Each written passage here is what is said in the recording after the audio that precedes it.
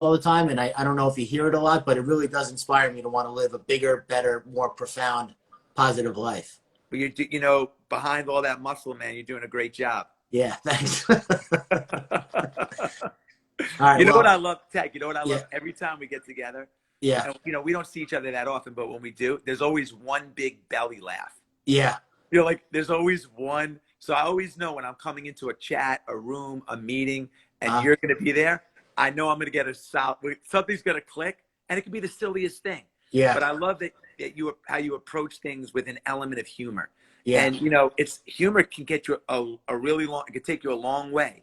yeah, And people lose track of the fact that that's one of the secret weapons that we have, to be a little lighthearted and yeah, take things. And you're always able to infuse some humor. So it's great. yeah. I appreciate it, man. Thank you. My wife is giving me eyes from around the camera, so that's what that look was. Okay. I thought you were It's looking good. at me like that. No. No, not yet. I haven't been in quarantine that long. Okay. All right, man. Thanks for coming in. Keep it up, man. Keep it up. I will. You Okay. too. All Bye. right, brother. All right. Let's see. Let's see if my friend Adam is in here again, because I got to get some water. All right. Here comes Adam. Let's see if he's ready. And I am going to introduce a special guest to you guys. Are you still there? Yeah. All right, Adam, I'm going to have Jessica sit down with you for 5 minutes, and you can explain to people what they're about to look at with this this drawing you're going to show. Is that what's going to happen? We need to see it again. I was going to show the other thing, too, that I made of you. But No, don't do that. no, I know. I won't. All right, come here. Do not. What's up? I won't. I won't. What, your wife, Jessica? No, the other Jessica. Hey, what's I up? have like water all over my shirt. Hi. Okay, how are you? I'm good. Long time no see. You too. So you're giving him a relief? He's going to go out? Yes, he's gonna go a potty break and water break. How are you? How are you guys I'm doing? great. I'm great. I wanted to show you this this piece. Yeah. I did a You dry erase. showed me. Okay, yeah, you've been in the office before. You know the. Yes, but George showed me that you were drawing this. Like he showed me just like the first picture of it, but I want to see the finishing picture. Are you done with it? I think so. Yeah, I think Okay. the dry erase marker is actually dried up. So Ooh, think I have okay. to- So you have to be done. yeah. Okay. Hold on. Wow. So just for scale, like it's pretty big. That's like, you know, the wall itself is 10 feet or 9 feet much high. detail. That is beautiful. Thank you. I love it. Yeah, this. Yeah. So I was. George, you see it? Yeah. It's good. You're good. Wait, back up a little bit. Give us the long view. Further. Go out the window. No, I'm just kidding. That's crazy. So you did So that realistic. from this afternoon until now. Yeah. That's amazing, dude. Yeah. That's Thanks, what we're raising brother. the money for. Yeah. That's it. You know, I want to try to give what I can. You know, I donated a couple bucks, but just to give, you know, time, just energy to the idea of being thankful to these people. You know, they're heroes. They really are. And we got to take care of them because they're taking care of us. That's how I see it. Right? Yeah, my sister's in it. Yeah. My brother-in-law. Yeah. It's tough. It's crazy. How's she doing? She's okay. It's just, it's very scary and sad. She's not even in that department, but her department is slow. And she goes up and helps as often as she can. Like she just throws herself in there, and she's got a baby at home. Yeah. But her husband had the virus, and she had the virus, and the baby had, you know, mild symptoms. So they feel like, you know, now that it's over with, like, let me just get out and help as much as I can. Oh my So God. it's good. That's a beautiful thing. I mean, that's selfless. Yeah. Beautiful. Yeah, it's a scary times. You guys have been healthy? We have, yeah. You know, I think I felt something, you know, early on in it. So for safety, obviously, we're staying away from my parents and haven't gone out there. But then I'm sure that's most of, you know, the people out there are like not seeing their parents, and it's hard. You know, Yeah. my kids can't see their grandparents, and you Yeah. know, my in-laws and everything, and it's a real tough time for everybody. So, Yeah. you know, that's I it. know. Adam, guess who we got coming in now? Who? Oh, the King of Rock. Yeah. That's my man. If he's in, I don't know. I haven't looked. I got to see. Oh, we got to see. He better be in. I love this dude, man. Legend. You know he's gonna bring it. You know that. And I love Jesse, man. That was unbelievable. Yeah, he's a special person, man. You guys are all special people. Love it. Love it. You're the most special. You're the king. King of special? King of rock with the king of special? That's it. The meme king. Meme king. Mike Jordan. All right, let me get him in here. Thanks for doing Hi, that. brother. You're Do the your man. thing. All right. I'll see you. All right, bye. Bye. Okay, bye. Let's see if my man DMC is in here. He's not. I knew he wasn't going to be. He's still, you know, whatever. He's when you like kick off a genre of music, you don't really have to. You don't have to know how to work Instagram. I might go rogue here and pull Chase Stokes in early, if he'll allow it, because were you downstairs before? Yeah. Were you watching it at all? You were talking to Liana. I was talking to Liana. The comments were like, people were going nuts for him. They were just asking for him every 2 seconds. Wow. The kid from the Outer Banks show. Oh my God, it was out of control. Let me see if I don't see DMC. Shit. Oh, Chase Stokes is not here anymore. All right, let me see. All right, so let me just do a quick overview here. So we're raising money for the True Hero Fund, which is you'll see a sticker at the bottom of the screen here, Noble Light Foundation. True Hero Fund is a program of Noble Light, and it was created to try and get support and resources to the people on the front lines, medical professionals who are risking their lives, sometimes losing their lives, to try and keep us all safe and healthy and recovering from this thing that, you know, seems like nobody knows how to treat. So what's happening is people are trying to figure out who dropped the ball, which politician's fault it is, who can we blame this on or point the finger at. And Todd Chafee, who's a VC out in San Francisco, maybe I shouldn't tell people where you live. Who cares? They're all out in San Francisco. It doesn't matter. Started this fund off with $1 million donation, and he was like, this is a start, but we need to raise more because this thing is going to get hectic before we know what to do with it. So, or before we know how to handle it, or before we know what hit us. So he put this thing together. We've already located 2 million masks. Dr. Bray, who's a neurosurgeon out in Southern California, located 2 million masks, and he's going to distribute those on the West Coast. We located 300,000 with a possible another million on the East Coast to get out. I mean, I know that's a ton of masks, but they go quick. These people, I mean, the doctors should not be wearing these masks for a week at a time, which is what some of them were doing, washing them, reusing them. It's not healthy. I mean, these doctors are just really going above and beyond for us. So Chase must have said something, because this, all right, Chase, let's get you in here. Let's get this pogue up in the chat. Let's see if he's ready. He might not be ready. Maybe he's doing his hair. I don't know. Uh-oh. Oh, shit. Oh, goodness gracious. Watch this. Dude, so listen to me. I'm listening. Your fans are God. Bananas. They're some of the best in the world, man. They're nuts. It's wild. I mean, your show, Outer Banks, is absolutely just crushing it. So congrats on that. Thank you, man. I appreciate it. It's a huge deal. My wife is here. We watched your show. This Hi, is wifey. Jessica. Hi, Jessica. Nice to How meet are you. Nice to meet you too. Chase Stokes. So we had the comments on before, and I had to turn the comments off because your people were bogging down the live. With I swear to God, dude. They were like, what time is Chase coming on? What time is he coming on? I was like, 9 o'clock. Get out of here. We are. Stop asking.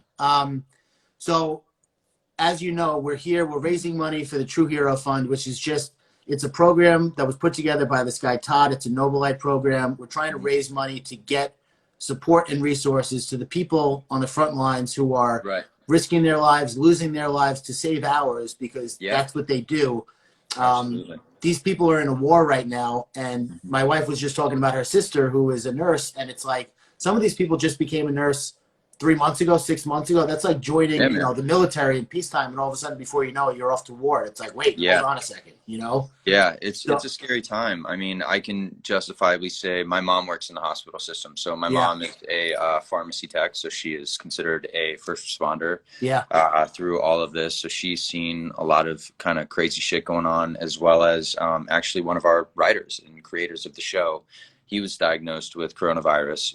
Thankfully, he was able to kind of fight it, and he talked to me a little bit about it last night, so that I yeah, could have a little bit of insight on it from a firsthand perspective. But it's wild. I mean, I've got friends in New York who are dealing with it, and it's something we need to take incredibly serious. And I'm super psyched that you reached out, and I was able to come on here and help bring some awareness to a great charity that's trying to do a great thing. So again, thank you yeah. for reaching out and doing this. My main question is for you is how do you reconcile playing a pogue when in real life you're a kook? Ooh, throwing me under the boat right there. It's funny, man. Weirdly enough, in being completely transparent in it all, I grew up kind of a little bit of a fuckhead, for lack of better terms. I mean, I Yeah. grew up like 30 minutes away from Cocoa Beach, where Kelly Slater kind of got his whole start. I was sneaking into hotels, like using a fake ID at 15 and 16 to like try to get drinks at these like little tiki bars in Cocoa Beach. I was sneaking into the Ron John surf shop. Like they had a little hot tub, and we Jimmy rigged the lock so we could bring people in. So I had a lot of personal experience that I got to bring to this role, which was a lot of fun, to kind of take a childhood 16, 17-year-old chase and bring it into this John B character. So it was fun, man. Well, you do a great job. The show is Thank you. it's a lot of fun to watch. It's kind of like, so my wife has a 13-year-old. I have a 13-year-old stepdaughter, and she's was huge into Riverdale. I was like, this feels like another Riverdale. It's just like very easy to watch, but you guys also have like a little bit of a thing going on with your dad and like, trying to chase that down. It's not just like, right. There's a little bit more to it for older people. I'm 39, so I don't watch Riverdale. You're getting close to getting over the hill, my friend. I know. You gotta One get on more that year. skincare routine, and I can't wait. I can't wait. that's when life starts, dude. I mean, I'm looking forward to it. So I'm trying to just speed up time. I'm talking to Elon Musk about time machine and all that shit. But no, man, it's cool because the way that we kind of envisioned it was like if you took the Goonies and the Stranger Things kids and then put them in a place to where we're honest about the authentic teenage experience, which is our kids at 17, 16 smoking pot and drinking beers. Yeah.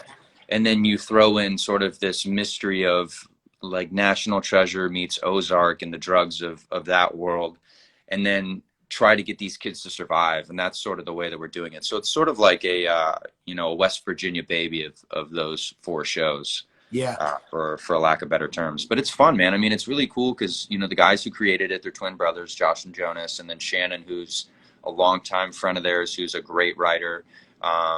It's just kind of a love child to their childhood. And it kind of, I think, is speaking to so many different generations because it's an authentic, true take on a teenage experience. It's not taking anything away or fictionalizing it or making something that is so distant from reality that you can't connect to it. So it's been really cool to see not just, obviously the US, connect to it, but the rest of the world in the ways that it has. And it's happened so fast, man. I mean, I can't comprehend it. Just enjoy it, Try and enjoy it anyway. We're having fun, man, but it's a crazy time. It's a weird thing. You try to enjoy something, but obviously, we're all hypersensitive to the current, landscape of where we're at in the world, and understanding that this is a small puzzle piece in the grand scheme of things. And what we've accepted is that we're a temporary relief for something that is a major circumstance at hand. And it's been great to be that, but it doesn't take away or justify the fact that we don't need to come together as a global community and find some sort of, real development in trying to find a solution to this. So I think it's very easy to watch. It's very calming and It's kind of like, you know, just it's very easy to enjoy. And Yeah. I wanted to let you know I tried to wear a bandana around my neck and it didn't work out that well. So thanks for that. I'll find one for you. I think I've got a couple extra John B bandanas laying around somewhere. So I don't have the hair, I don't have the face, but thanks for it's fake, man. Thanks for It's a wig. inspiring me. It's a wig. Don't worry. Don't worry. I'll get a wig. Give me your wig guy's name. Thanks for coming on, man. I appreciate it. You're a good Hey, guy. thanks, man, for having me. I appreciate it. Best of luck. You got it. Thank you. Bye. All right, let's get, who do we got? Is she in here? Oh no. Oh, here she is. It was gray for a second. I didn't think we were going to be able to get her in. Hi. Hi. How you doing? Good, thanks. How are you? That was the most Jennifer Garner intro you could have possibly done. Why? Why?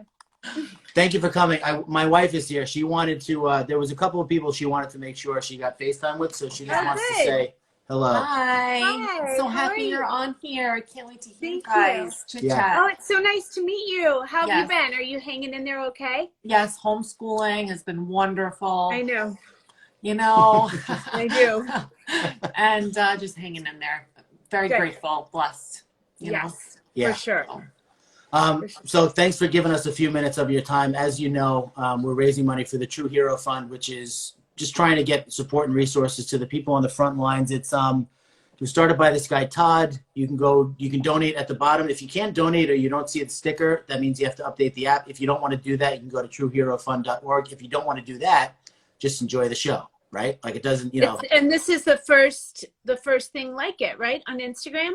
Well, so I don't know if you were watching before. What happened was the first hour, it was, you know, not to throw Instagram under the bus, but it was just glitch after glitch after glitch. Like I had to get kicked off and come back on. We raised the money, then we lost it. But they told me to turn the comments off. The comments for the guy who was on right before you, he's in a show on Netflix called Outer Banks. Sure. I mean, like every single comment was when's Chase coming on? And I think they broke the chat. So Oh, we got that fixed, and now we're, you know, I'm 2 hours into this. I didn't know if I was going to make it, but here I am, and here you are. So, way to persevere. how are you doing? You made a face when my wife mentioned the homeschooling. How are you doing with the quarantine? Oh, I mean, no, my kids have been great. They're older, so it's a little easier. But Okay. yeah, and the schools have been awesome. I have nothing to complain about, but you know, it is a lot. Yeah, Even still, it's a lot, but it's good. I feel so lucky. I'm not going to complain about a thing. yeah. Well, I think that you know, Jesse Itzler was on here before. He's married to Sarah Blakely, who's the creator of Spanx. Yeah. They have, Yeah, you know, you would think he just got on. He's like, it's fucking hard, man. It is what it is. Some days it's hard, some days it's not. I had a feeling about 2 weeks into it where I was like, maybe the hard part is over. You know, maybe the adjustment period's over, and I've had good days and bad days. But the whole point of this thing is to just try to get people together. You've been so kind and generous with your time and platform with me on Instagram when you really didn't need to be, to get people together to just try and bring awareness. People know that the doctors are in a dangerous position, but they don't really know that, like, there's doctors that are dying who are having GoFundMe for their funerals, or people have hotel bills if they have a immunocompromised child or something. So we're trying to bring awareness to that and just get, you know, collect money. The guy Todd is excellent with distribution, which is sometimes the hardest part, is not raising money or awareness, but knowing how to get it out. So he's been great with that, you know? Well, you're always bringing light to people, and I just feel happy to share whatever you've got going on, because it's always happy. Yeah, well, so do you, and that's why I try and get you involved in things that I'm doing. So I appreciate you coming on, and I'll let you get back to your home over there, your home life. Oh, I know. It's like, it's crazy. I don't always get it all together. You know what I mean? Of course. Like dinner is happening and kids are in another room, so that's a success, but I don't always make it all the way to, I don't know. Well, this is like a pass-fail situation right now. It's not an A, B, or C. It's like either you're surviving or you're not, you know? Yeah, exactly. Yeah, you're I mean, surviving. it's been a happy day. It's a healthy day. I'll take it. But sorry to anyone who wishes I had on a little bit of blush. I think I have more makeup on than she does. Yeah. Yeah. Mm-hmm. gotta tone this shine down somehow. You look beautiful. Yeah, beautiful. Oh, thanks. Well, thanks Well, again. listen, how lucky are we to have first responders out there doing this work so that Yeah. we have the luxury of being home and homeschooling our kids? And I'm sure so many of them would love to be in the position to complain about having up and down days. They're just having days where it's like the water fire hose is on full blast all the time for them. Yeah. So thank you for doing this to raise money to help out in any way that we can. And thank you to everyone out there, all the families of first responders, you know, they're serving as well. If it's hard on us, it's really hard on them. Yeah, I agree. Thanks for mentioning that. Yeah. All right. Thank you, Jennifer. All right. Take care. Good Have a night, good night. everyone. Bye. Bye. You know who we have next? Oh. You'll see. It's about to get really nuts in here.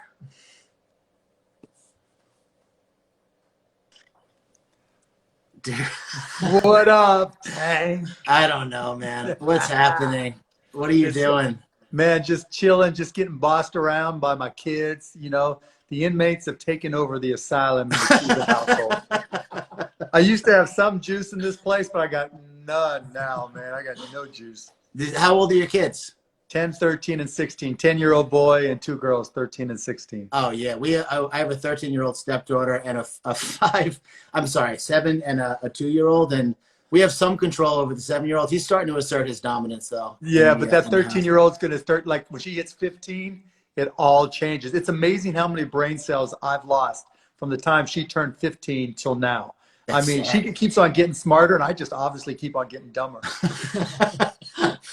Mark, What an adventure. you've been doing so much over the past few days with, you know, trying to just raise awareness. I saw you go live with Bob Maneri. I saw he almost got you on the hook for a big announcement there. I won't go there.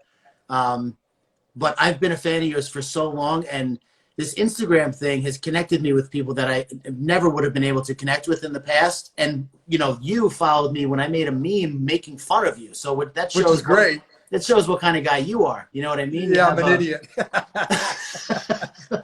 Oh boy. No, you have a good sense of humor.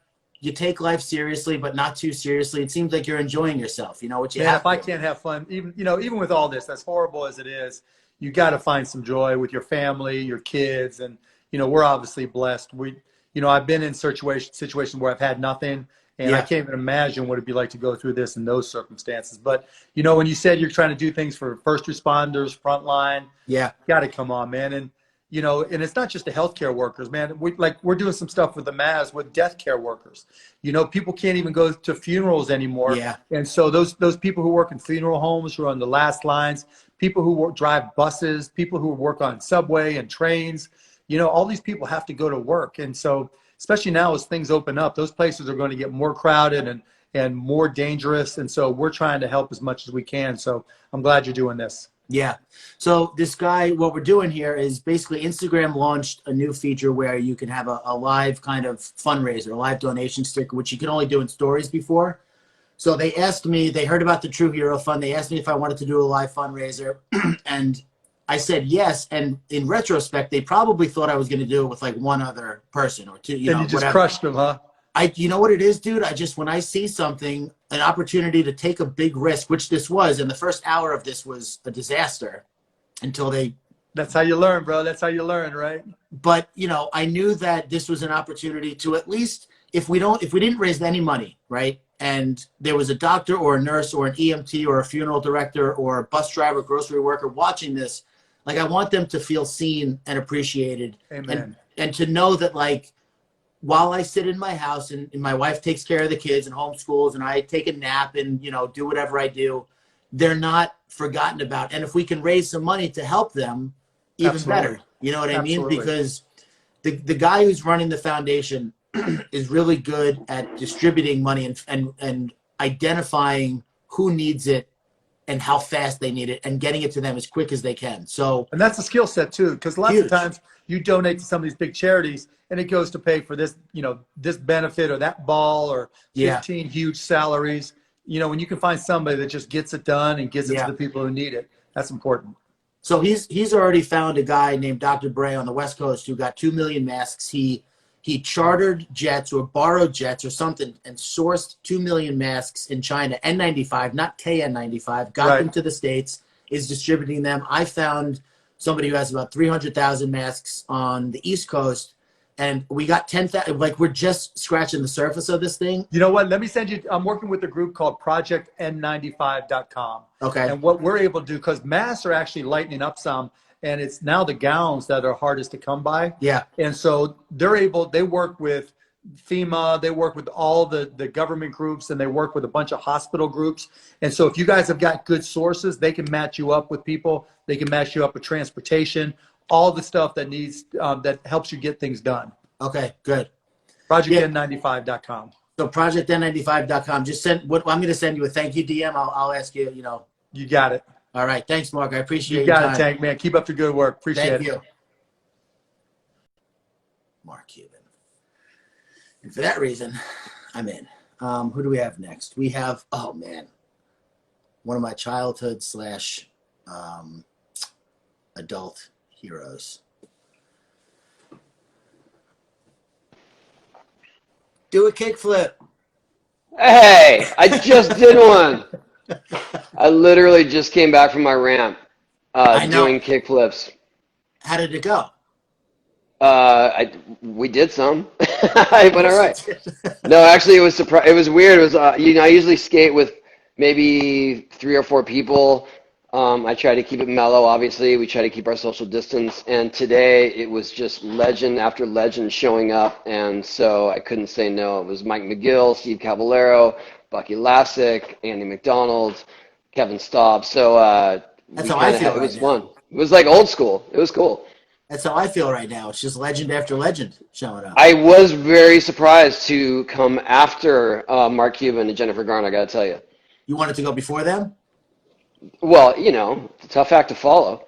Well, Tony, listen, you're in this, I'm watching the Michael Jordan documentary right now on ESPN, and every time his name comes up, your name comes up, Kelly Slater's name comes up, anybody who's really become synonymous with the sport that they do. So you're being humble, and that's okay. That's fine. Oh, hey, I appreciate it, man. I appreciate you inviting me. This is awesome. So for those of you who just got in here, we're trying to raise money for the True Hero Fund. Instagram has a new feature called the live donation sticker.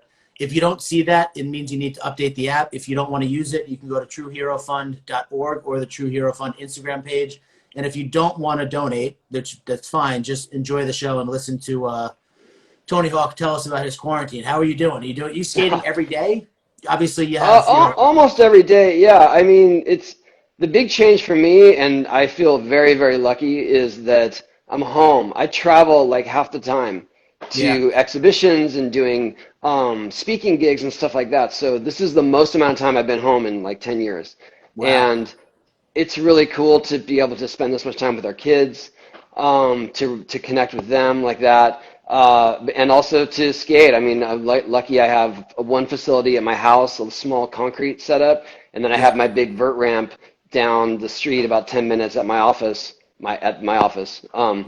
And that's that's where you'll find me these days. And it's been weird. I mean, at my age, to be skating more than ever consistently is a change, but it's super fun. Well, it's about adaptation, right? And if you're somebody like you who's worked hard and really kind of adapted and adjusted over the years, this is just an opportunity. Like I've been okay. Like I'm a highly adaptable person, but it's been tough. It's been difficult to know that I can't go anywhere or do anything or see anybody, Yeah, that's a big challenge, and definitely our kids are getting restless about that exact element. So that's the biggest challenge we face right now. And I can only hope that we're going to get over this curve and that we're going to be able to start interacting more. But it's a challenge, man. I mean, my daughter, she's 11. She wants to see her friends. She wants to see her school friends. Yeah. It's I think my 7-year-old is starting to like act out a little bit, and he's a good kid, but he's like overreacting to things. And it's like in my mind, I'm like, this kid is just had enough of being home with us. At first he was like, this is like great. It's like a big vacation. But eventually, it gets to a point where they want to do something. Are you Do you know anybody, you have anybody, friends and family, doctors or nurses who's out there who you want to give a shout out to? I don't directly know. I No mean, pressure. friends of friends, and Yeah. to everyone, like, thank you for Yeah. doing this work. And it's so hard. The hardest thing is that we're, especially in places like California where there's a lot of room or there's a lot of real estate, you Yeah. are so disconnected from when everything is heavily populated, especially in New York City, and the challenges that are happening there. And it's really hard to have that empathy or that to accept that. I mean, I'm not saying I don't. I totally have seen it. I have a friend in New York that actually just got through it, Yeah. having full coronavirus, and it's devastating. And so I appreciate what they're doing so much.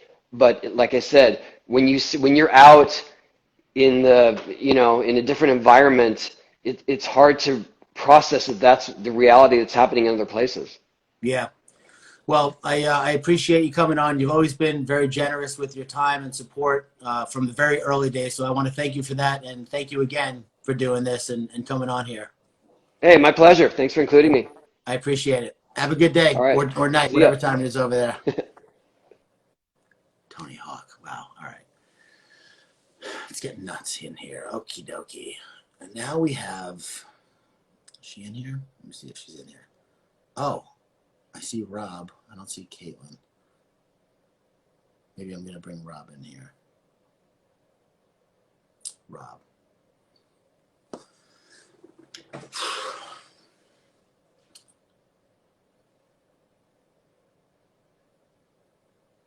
It's coming, I think. Yo, You Hey! did it. Wow. we switched it up on you. I know, you pulled a fast one on me. Yeah. He's got more followers, so I was like, okay, maybe it should be your phone. We wanted to use both phones, but then we started fighting about it, and then it just. Apparently, people like me better. Well, I don't think that's true. Oh, okay, maybe people like you better. Fine. You guys could do this for 5 minutes. I'm sure everyone will be thrilled to watch that. It's kind of what our life is like all day long. We're stuck in very close proximity for 7 weeks now. Yeah. It's not good. Well, you've been working together for a long time. You've known each other for a while, right? In Yes. close proximity together.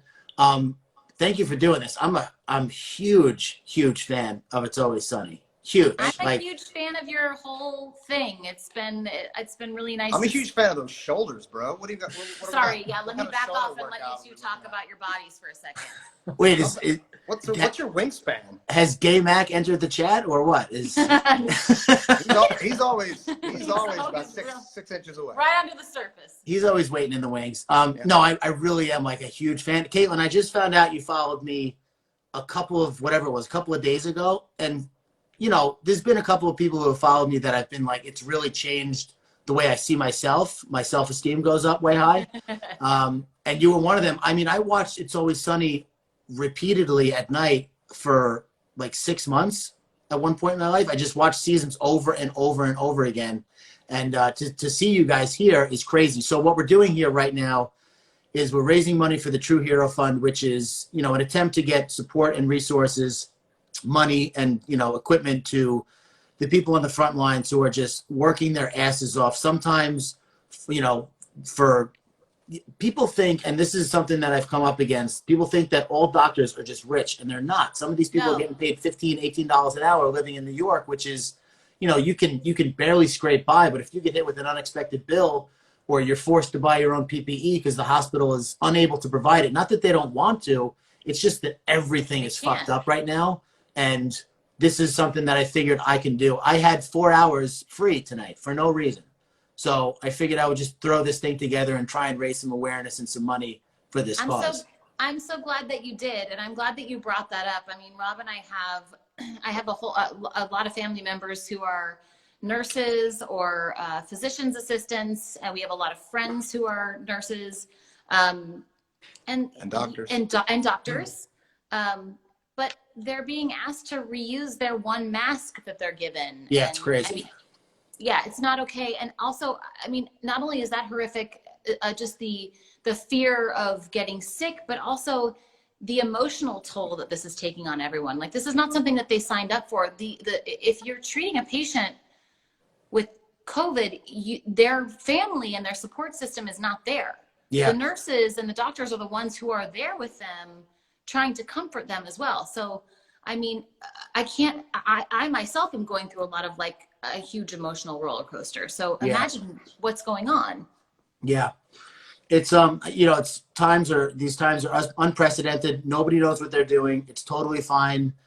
I don't know whose fault it is, who dropped the ball. I don't care. I know that people like you are generous with their time and their platform, and you guys lent it to this cause. I have time, and I've been lucky to develop relationships with people on Instagram by making memes, putting good news out, and making fun of people who are influencers. And that's crazy because I was working in restaurants, and I remember having literally $0 in my bank account. And if I was hit with this kind of a situation when I was living not paycheck to paycheck, but shift to shift, I mean, it would have been a disaster. So, That's true. yeah, Absolutely. yeah, I really appreciate you guys coming on. I wish we had more time, like 4 years together. It's all good. I mean, we had to follow Tony Hawk, so I'm sure. I mean, you got a lot more important people than us. I have Obama coming up next. So Wow. no, I'm just kidding. Tell him I said I love you. We have Carol Baskin coming at 10:30.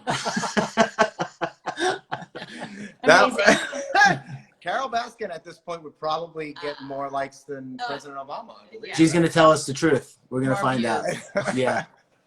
Thank you for everything that you do. It really adds a bright light to my day, and thank you for including us in this. Yeah, man. Thanks. Rob, I'm going to slide into your DMs in a little while, okay? I love you. Bye. Hey, bud, you pop that shirt off. Pop that shirt off. What am I, Dennis? Get out of here. I'm not popping this shirt off. God, I love them so much. All right. Next up is, where is she? Let's see if she's here. Oh, she is. She is here, and she's the best.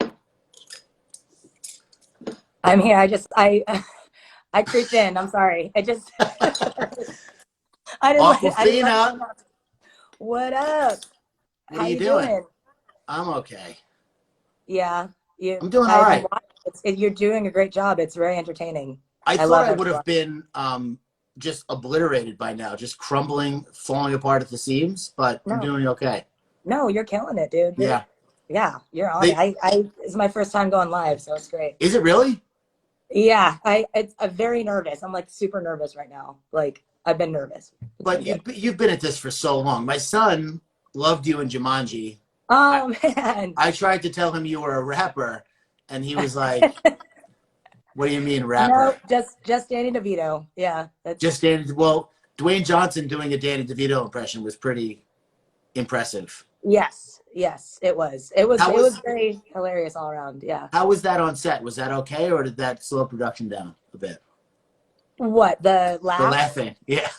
I mean, there are a lot of laughs for sure. I think we made our days, but yeah, it's definitely hard because that gang is hilarious. Like Jack Black, Kevin, they're all. Oh my God. Yeah. Well, cool. So let me just tell people, your followers, what we're doing here. So we're raising money for the True Hero Fund, which is it's run by Noble Light Foundation. You can go to trueherofund.org, True Hero Fund Instagram, or there's a donation sticker. And that's why we're here, because Instagram launched this new feature where you can have a live fundraiser. They asked me if I wanted to do it. I said yes. I asked everybody I knew. Everybody said yes, including you. And I want to tell you that I'm like, we don't know each other that well, but I've known of you for a very long time. And to watch what you've done with your career is really, really remarkable and inspirational to me, because you've gone so many different directions. It seems like every basket, every shot you throw up is just a swish. So congratulations on your whole life being a home run at this point. Oh man. Wow. Yeah. Thank you for that. Yeah. I've also been a huge fan. I think the first time we messaged, I think I was definitely I can't believe I'm just messaging Tank Sinatra. Well, I think at that point I had 40,000 followers and you had 50,000. No way. You had a million. Dude. No. Oh, come on. I don't, but no, you've been a fixture of my Instagram life for a long time. Definitely. Well, you too. I mean, like I said, I know you from the days when you were a rapper. I don't know how many people don't know that about you, or if you even want to talk about it, because no, I mean, yeah, that's fine.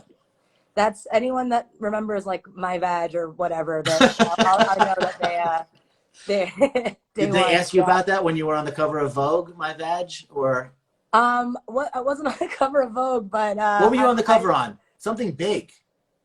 Um, Time and there was a Oh, couple. Time. Yes. Oh, Yeah. sorry. Time magazine. No, yeah. Jesus, yeah. It was definitely a fun time. But yeah, I um, appreciate your support. I appreciate what you're doing right now. This is really cool. and you're doing okay. I know you were away when this whole thing Yeah, went down, right? I was in Australia filming. That's So we crazy. had, yeah, pretty crazy, and we had to just come back, and I think LA had already went into lockdown at that time, so we were Yeah. just kind of coming in the middle.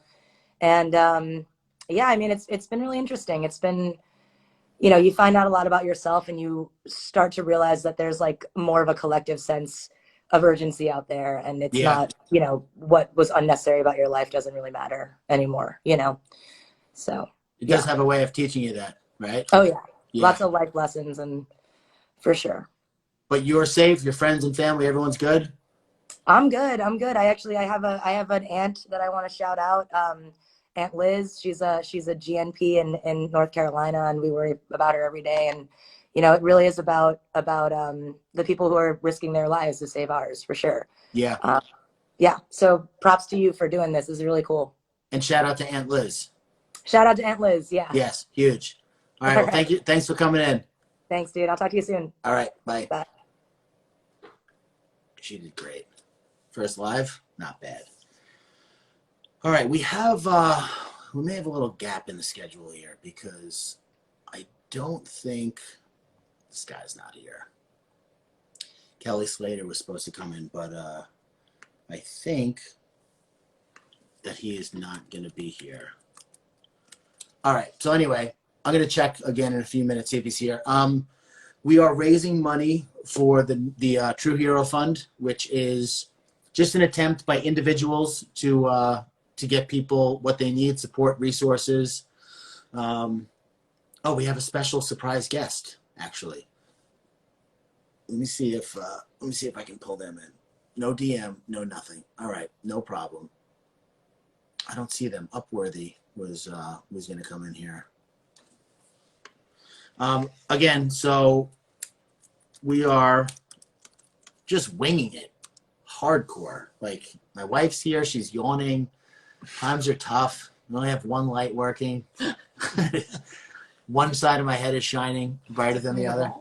No, that's fine. It was too bright. Both sides of my head were shining, so I had to tone it down. No powder. Upworthy's in here. They say they're in here, but I don't see them for some reason. You know what? At this time, I'm going to go into the donations. Joe Formica, Francis, Melanie Kimball, C. Donker, I Am Jules, who's been a big supporter of Tank's Good News since the very beginning. Tay Graz, 13, Niles Styles, Zach Jones. Honestly, a lot of like $5, $10 donations, which is all we need. We don't need $1 million donations. We need a lot of people to do a little bit. And if you can't donate, that's absolutely fine. I totally understand. Mag Delight, Kate Sullivan, 96, DS Brownlee, a lot of 215 donations. I'm going to see Upworthy. I apologize. I just don't see you, And just in case you're wondering, I had to turn the comments off because it was a little bit of a problem. There's just too many comments, and it bogged down the flow of the live. It froze it up a bunch of times. So there's no comments, so there's nothing for me to respond to either. I hope I don't lose everybody right now. Let's see if she's in here. Nope. Joe Santagato's back. He must be curious about something. He wants to see what's going on. He was in before. Oh, no. Don't add. All right, well, how's everyone doing? Good? You guys want to meet my wife here? Jessica Sinatra? Hi. She loves bald guys and meme lords, meme makers. I can't believe how well this is going now. This is going great. Upworthy, I don't see you. And Derek Huff, I don't see you either. So I don't know what to do right now. So in case you're wondering who's coming up, we have Derek Huff, Joel Mchale, Justin Baldoni. Why did I say it like that? Justin Baldoni, Mark Norman, Ryan Holiday, Trevor Wallace, Krista Stefano, Taylor Tomlinson, and Sam Morrill. Laura Cleary's coming in. Maria Shriver, Bob Maneri, maybe. See if he shows up late. He might be zapped. Yeah, I don't see you, Upworthy, or Derek Huff. This is going to be a little bit of a problem. That's okay. Maybe I'll turn the comments on for like 2 seconds and see what's happening. Enter some feedback. You know what? When I had the comments on before, somebody was like sending a virus in the live, so it kept freezing it up, and like every 2 people, it would freeze up. So. Well, if it happens again, turn it off. No, I don't want to do that. I got a good run going right now. We got a few more donations in here. Colin Schmelling, Cam Birdwell, Jay Puss, 7-Eleven, EP Grady. I see everybody, and I appreciate everybody. I know that like times are tough right now, and some people are not working. So if you're not working and you're giving $5, $10, $25, you're a hero for real. Because when I was completely broke, I don't think I would have been giving money out to anybody. I just didn't know where my next meal was coming from, so I didn't want to cause any more problems for myself by giving money out. I just got a message from DMC. He was supposed to be here, but he didn't make it. Wonder if Blake Weber wants to go early, because nobody's here right now.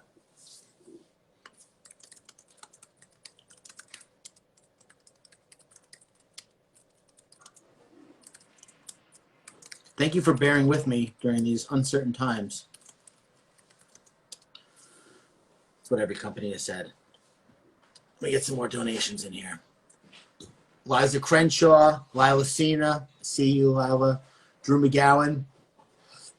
I'm about to eat a Cliff Bar in a little while, which you'll appreciate. Taylor Bilbao, Skater Steve, MC Brow. I don't know if I'm saying any of these things right, but you know what? I'm doing my best. So, no, man, I don't see. So Derek Huff is supposed to be coming up next. DMC might come, might not. He might be doing a concert. I don't know. We'll see what happens when. Wonder if Lila Cena wants to come in. Lila, do you want to come in? I'm going to send a request, and if you don't want to take it, just don't take it. Okay? Does that sound fair? I don't want to put you on the spot. Lila. All right, I'm just going to do it. See what happens. Oh.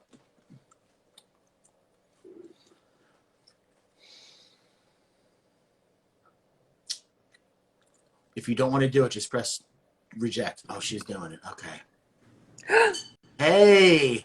Oh my God. That worked. Oh my God. I have to put on my Listen, glasses so I can see you. you don't have to stay long. Oh, there you are. I didn't recognize you without your glasses. You're like Clark Kent. I just wanted to bring you on for a minute because, can I say what you do? Oh my God. Yes. Sure. Say. You work at I Instagram. hear your version of it. You work at Instagram, and you helped me put this whole thing together. So I appreciate it.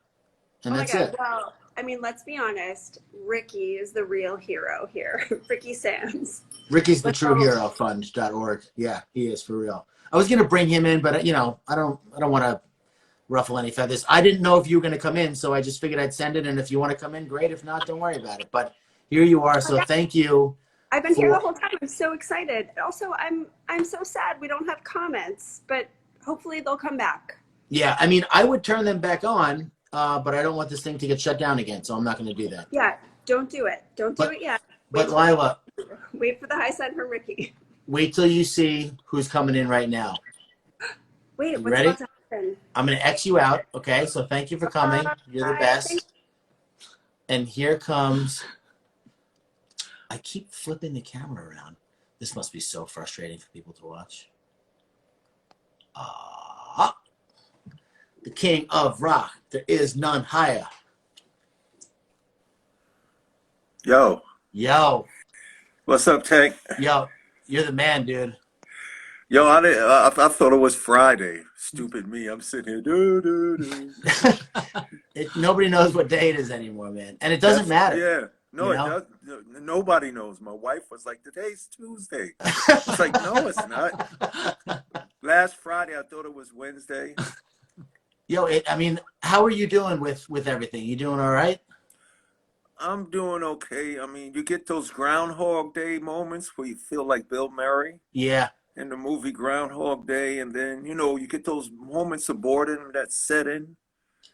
But then you just, I've been falling in love with Stranger Things The show? on Netflix. Yeah, I Good for love you. it.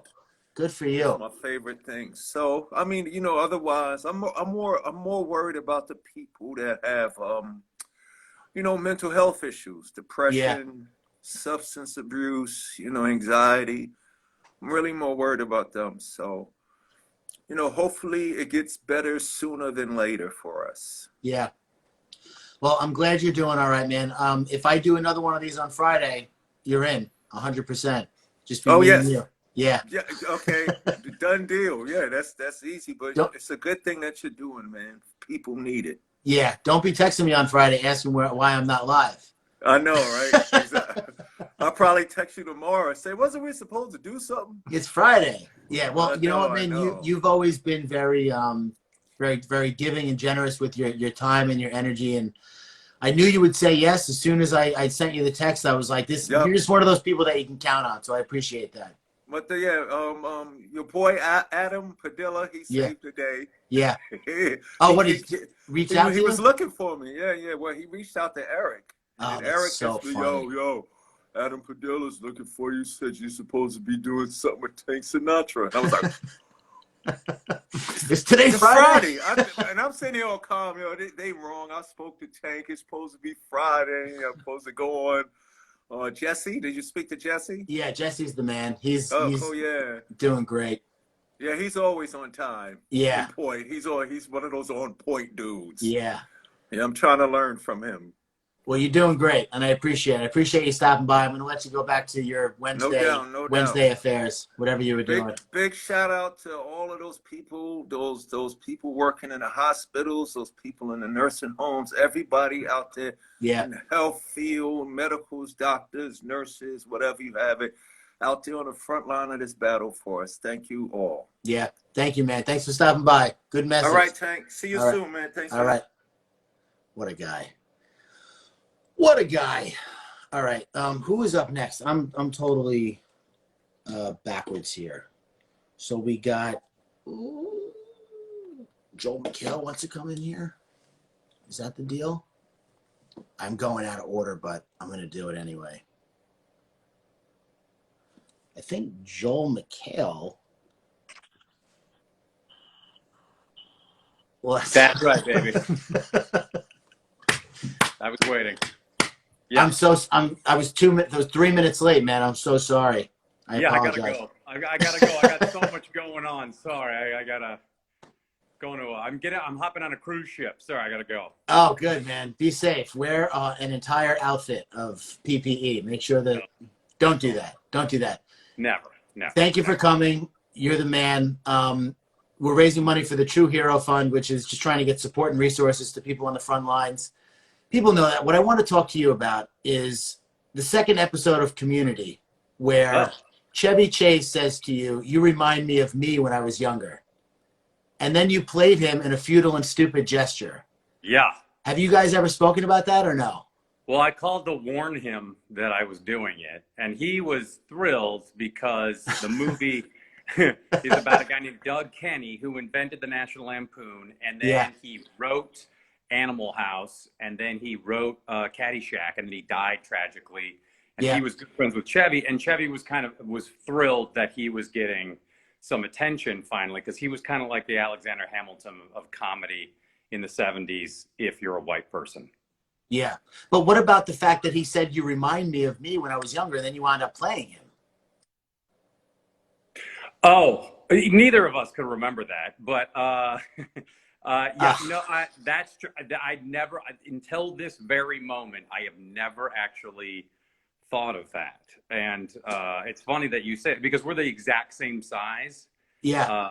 And I think that, I think that was part of it. But yeah, wow, talk about a reference. But yeah, I had not thought. I did call him when the movie was done, and I was like, hey, Chevy, it's Joel, and he's like, why are you calling me? And I'm like, good news. And so David Wayne, I'm you. Directed the crap out of that, and it was very. Oh, how are you doing? I see you still can't grow any body hair. No, well, my body is, very capable of growing hair. It's my head that's unable. Your hair is, your hair in the Tiger King, I couldn't stop. I was like, his hair is fucking, it looks like it's CGI'd on. It's so perfect. How do you do that? Well, that was a 4K camera, and that's a lot of, moving around. I have that messy look to make it look like I have more hair. If you saw this in the sunlight combed over, it would be a horrific sight, and people would just leave this live Instagram stream immediately. Yeah, but you're one of those people. You'd be handsome without hair, but you have hair, so it's a little fuck you. You know what I mean? Like, you have to have hair too. And you're tall. Oh, yeah, but you have a very good bald head. It's very symmetric. Mine comes to a point. Ooh. And yeah, and it looks like I basically a sundial up here, so it's very. If I had your head, I would have let it just all go. Instead, so you're not losing track of time then, obviously, during the quarantine. No, if I walk out in the sun, I can go 3:15. All right, guys, it's bike ride time. This is so nice of you, what you're doing. I know that you don't have to do this, but very nice of you to do it. Well, you know what, dude? Instagram launched this new feature, live fundraising. And I asked pretty much anybody I've had any contact with on Instagram or people who I wanted to talk to or people I'm fans of. And everyone said yes, including you. So I want to thank you for coming on. God bless. Now, what happened with the comments? So from 7 to 7:45, this was a shit show. It was a disaster because this kid Chase Stokes from the show on Netflix was on, and people kept asking what time he was coming on. There may have been a little hacking going on with the comments or some kind of virus, so it just kept freezing up. So I had to turn the comments off, which sucks. But it's been seamless now for the last 2.5 hours, so we're good to go. It's funny because in the email to get on this thing, it said, log on a couple minutes earlier and just leave a comment. I know. Ready to go. And so sorry. But I don't know.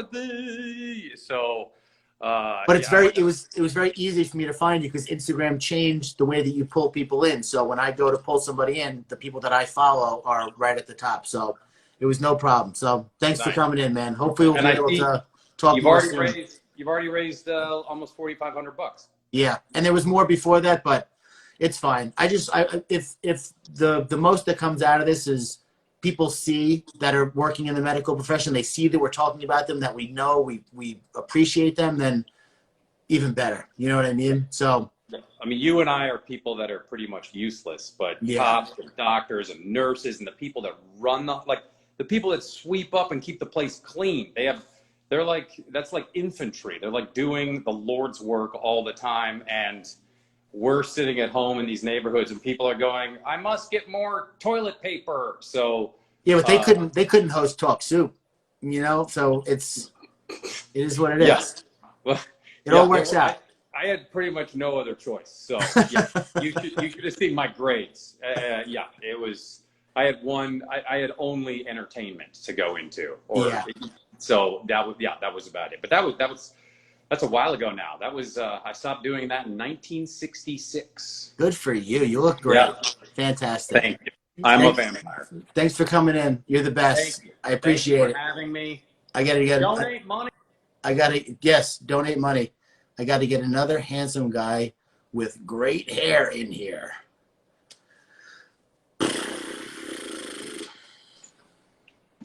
The light bulb. Yeah, there he is. Did I just cut off Joel? Yeah. How did that happen? You have better hair. I'm a fan of his and So- yours. Hey, so- man. So am I feel I. terrible now. Justin, this is my wife here. She's a fan of Jane the Hi. Virgin. She watched a lot of Hey. episodes. What's your name? Jessica. Jessica, so nice to meet Nice you. to meet Your you. husband, All right, take it easy. Your Justin. husband Get is out of here. doing. I was about to compliment you. I was about to compliment you. Oh, thank you. She's beautiful, isn't she? She is. Take it easy. Yes, she is. She is. But you're beautiful too. In You're a different beautiful way. too. Aw. Internally. Thank you for doing this, man. I love the work that you do. My kids are banging on the door right now. I feel terrible. Fine. I've locked them out of my house now. It is what it is. No, man, this is really, really sweet of you. And Yeah. thank you for all you do. Well, I know you're a sweet guy, but you're like a man's man. You know what I mean? I've seen your TED Talk. My wife likes Jane the Virgin. I know the deal. So I knew But that. you think I'm a man's man? That's a huge compliment. Normally people see my TED Talk and they say the opposite. I mean, you're not like chopping wood and rolling your own cigarettes, but who says No. that's a man? You know what I mean? Exactly. Tank, I like that. Way to go. I'm jacked. I cry every day. Try and tell me it's a problem. I'll choke you. Dude, I gotta have you on Man Enough, man. I gotta have you on Man Enough. Man enough. Yeah. Man Enough. That's what it is. You saw things went over. I appreciate you coming on. I have to get, you know who Ryan Holiday is? I He's know an that author. name. He's a brilliant author who talks about Stoic philosophy and brings it into modern day problems. So just, if you have 5 minutes, he'll probably drop some golden nuggets of information on us. I do. You need him. You need to bring him on right now. Yeah, he's coming on right now. All right. Well, I just want to say thank you. Well, thank you. Thanks for doing this, my man. We'll connect soon. Do more. All right, buddy. Thank you. Bye. Bye. Oh, I feel bad. What a nice guy.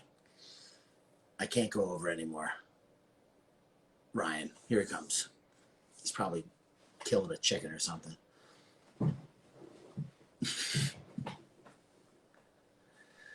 Here comes the Wi-Fi. Hey, man. What's going on? Not much. Did you just bump someone else for me? I'm like your least famous person that you're having on this thing. I mean, I got to keep to a schedule, you know? So All right, I'll take it. Justin's a great guy. Joel Mchale wouldn't stop talking. No, I'm just kidding. This thing is, I scheduled everybody 5 minutes. I knew there was going to be some running into, whatever situation. The first 45 minutes were a disaster anyway. So Instagram came to the rescue and fixed everything behind the scenes. So everything's been going seamlessly now.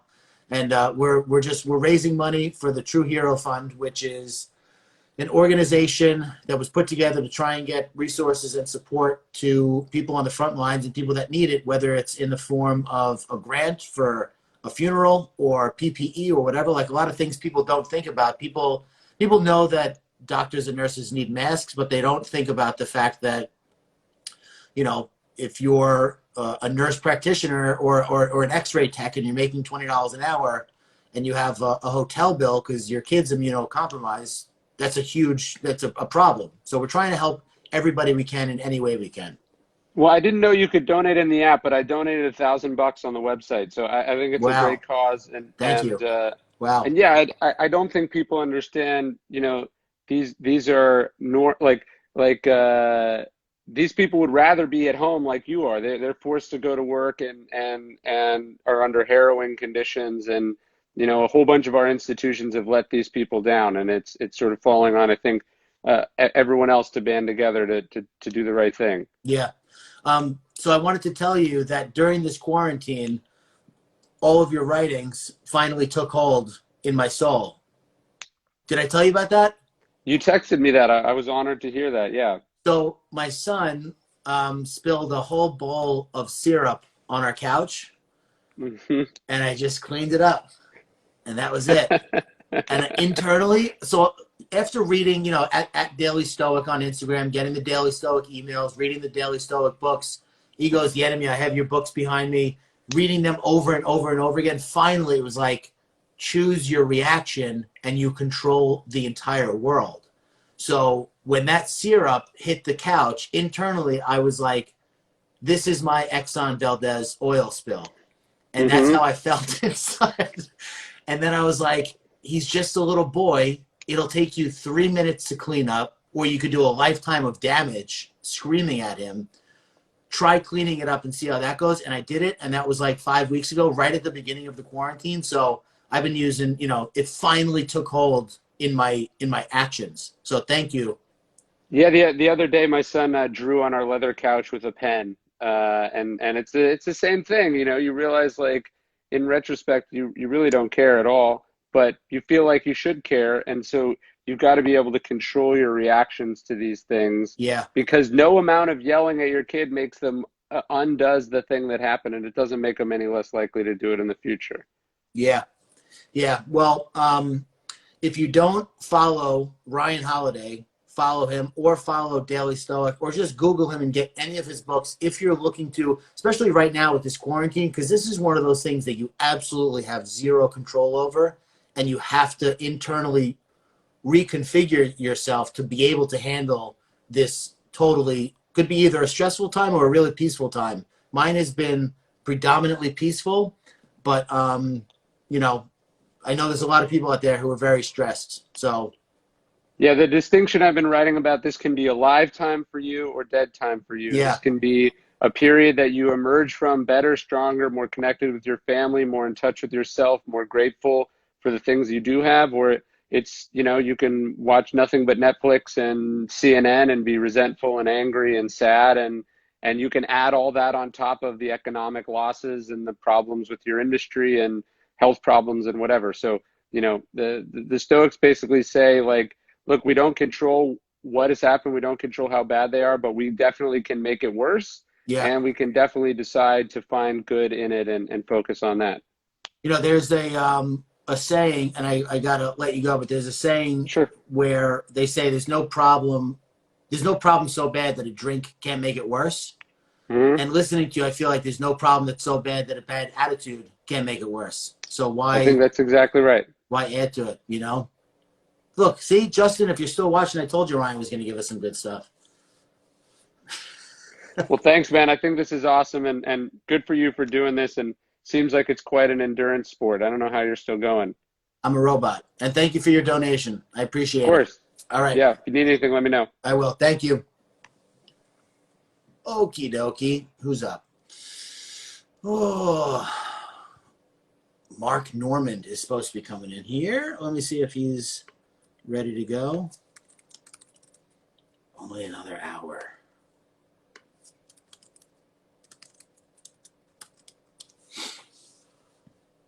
Mark Normand probably doesn't know how to do this.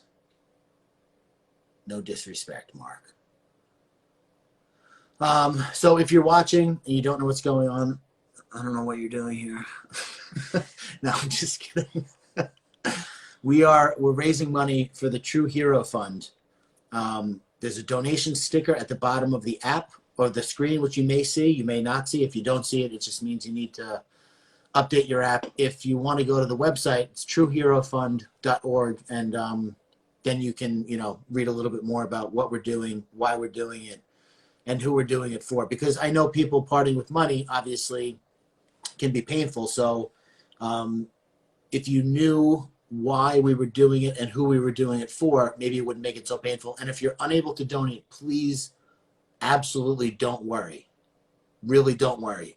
If Mark is not in here, which I don't think he is, Kevin, you're still watching? What are you doing?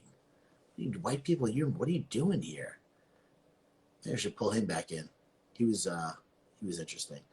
So, Skater Steve, we got him in here. Fana Johannes donated. Arthur Fallon.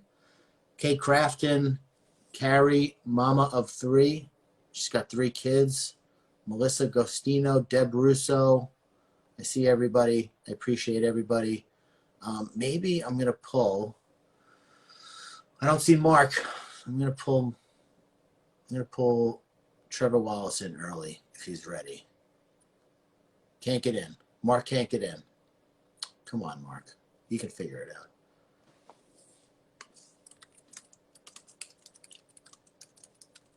All right. Trevor, you're coming in. It was his time anyway. Oh boy, Life's a beach, and you're here, dude. Dude, look at the hat I'm wearing. Sup, little beach. This is actually merch I'm dropping this Friday. Just a little sneak peek. Not to plug anything. You know what? Donate. I'm not here to sell merch at all. Wait, what does your hat say? It says sup, little beach. Sup, little beach, dude. Yeah, but don't buy the hat. Donate. Because Well, do both. Buy a product. You Do do both. both. You know, you got books behind you. Look Yeah. at you, scholarly hot guy. How are you at the beach right now? You're not under arrest? Oh no, you can. There's like beaches by. I was going to have dinner with my parents, 6 feet apart. Yeah, so Big ass there's tables. beaches. There's yes, very big tables. So there's a beach on the way to their house. So I thought I'd stop and take this phone call because it's better. What's up? Where are you right now?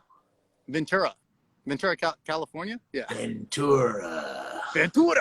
Yes, yeah, Satan. but I think it's illegal to be out here. There's nobody out here, and there's a guy with a gun. So, Man, we're doing a fundraiser for coronavirus, and you're out there being part of the problem, man. I'm not even touching anybody. I'm so far apart from everybody. If I was at like a Domino's Pizza, sure, but I'm the only person I could infect right now is this wood. But this wood already got its own problems. It's a dead tree. So You're like 600 feet apart from people. I really am. I could yell a lot of things right now, and nobody would hear me. So how are you doing with this quarantine? You doing all right? Keeping busy, entertaining us, creating, all that? Yeah, I'm like a full-time YouTuber now, which is hard. I'm waking up and just yelling like, share, and subscribe at my roommate, and he's getting over it because there's no stand-up. I can't tour. I can't do any shows. So now I'm just doubling down on videos, editing old videos and whatnot, and just taking a lot of time to reflect. And by that, I mean play with myself. I was hoping you were going to say that. Well, I was hoping that's how you were going to come out of it. Yeah. That's why I come to the beach, literally. So we're here raising money for the True Hero Fund, which is just trying to get money, resources, support the people on the front lines. But I just want to, I don't know if we're ever going to talk again. So I want to talk about your video in the coffee shop, which I know I've spoken to you about so many times, but it's literally the most brilliant piece of comedy I think I've ever seen in my life. Oh, wow. Thank you so much, dude. That means a lot. And it wasn't you. It was the other guy who really carried the scene. Get out of here. I'll get off 3 minutes early if I need to. What am I going to do with this extra 3 minutes? No, but like so there's certain people, I'm not going to compare you to a doctor or a nurse, right? But there are people who are keeping this quarantine, making this quarantine less painful. And you were one of the people that I wanted to bring on because you are such a prolific creator that I wanted people obviously you have tons of followers. Most people know who you are, but if they don't, I felt like they should, especially in this lineup where it's just, everybody that I've ever developed any kind of relationship with off Instagram, I asked and everybody said yes. Literally, you, Mark Cuban, Jennifer Garner. Mark Cuban knows who I am? Sure. If you're still watching. Is he on Shark Tank? Mark, let me tell you something. It's a CBD sock. It's individual toes. Make sure your toes are fungus and fungus free, and you'll feel great. You'll feel Super like you're chill. walking on water. Super chill toes. The chill toes is what I'm gonna call them. I appreciate that, man. Thank you. I'm just all I've ever really known, and that's just how I can occupy my time, which is so great because I would start losing my mind. It's been not going good. I saw 2 squirrels out of my window mating, and I got aroused, and I was like, somebody call PETA. All right, that or Dr. Doolittle to understand what the hell they're talking about. All right. What, do you want Dr. Doolittle to talk to them to try and get them to come into your apartment or bedroom? See, what is the secret to a successful relationship during a pandemic from a squirrel's perspective? Because he was, tell you what, getting his nut off. So, I don't know, man. It's just I've gotten way more observant over the time and just kind of noticing, people are taking selfies. It's like, what? Nobody's hot enough right now to be taking pictures. All right. my barber, I don't know what the hell he's doing, but my hair is all over the place. I look like I constantly was just riding on the back of some dude's Harley Davidson. I am not doing well, Tank. Well, this is the palest I've ever been in my life, by far. I mean, I have not been outside for more than 5 minutes in the past 8 weeks. Yeah, you look like the Michelin man on keto. You're looking pretty buff there. All I eat is tires, straight up. That's actually the most badass thing I've ever heard. Yeah, thank you. I appreciate it. Well, how are you? You are in New York, I take it? I'm in New York. Yeah, I mean, it's a disaster here. New York That's is the center. It's, you know, listen, there's certain hospitals that are doing okay or like somewhat fine. And then there's other hospitals where it's like fucking, I mean, there's on the True Hero Fund Instagram, there's a story of a doctor who was like, we have 3 minutes to mourn a dead patient before we have to go to the next possibly dying patient and take care of them. And then maybe we lose them. It's like, there was a doctor, Dr. Lorna Breen, who just committed suicide. I think saw that yesterday, the day before. Like, this is taking a tax on people that I don't think. The virus is scary. People are dying, but the effects of this are going to be felt way after this is over. And I'm just doing what I can to try and raise any bit of money to bring any bit of peace to any doctor, nurse, or medical professional out there, because they're worrying about patients. They shouldn't need to be worrying about where they're going to get masks from or how they're going to pay for, you know, excess childcare or whatever they have to pay for. So we're just raising as much money as we can.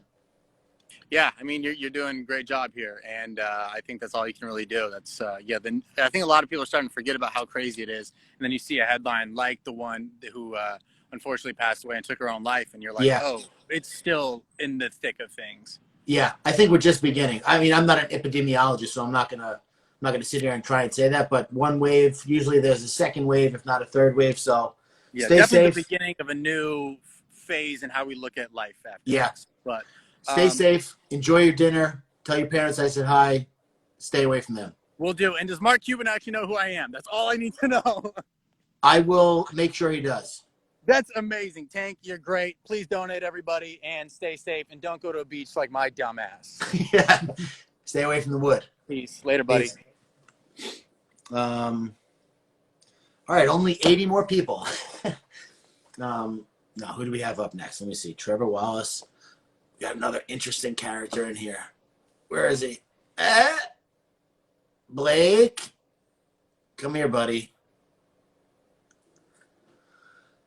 Oh. Tank. Blake. What's up, fam? You just woke me up, bro. Oh, shit. Was that loud? No, internally you woke me up. Oh, okay. Hell yeah, dude. How you doing? What do you got there? Oh, my recorder. What are you recording? My new song that I just learned the other day. You ready? You ready? This is what I've been doing all quarantine.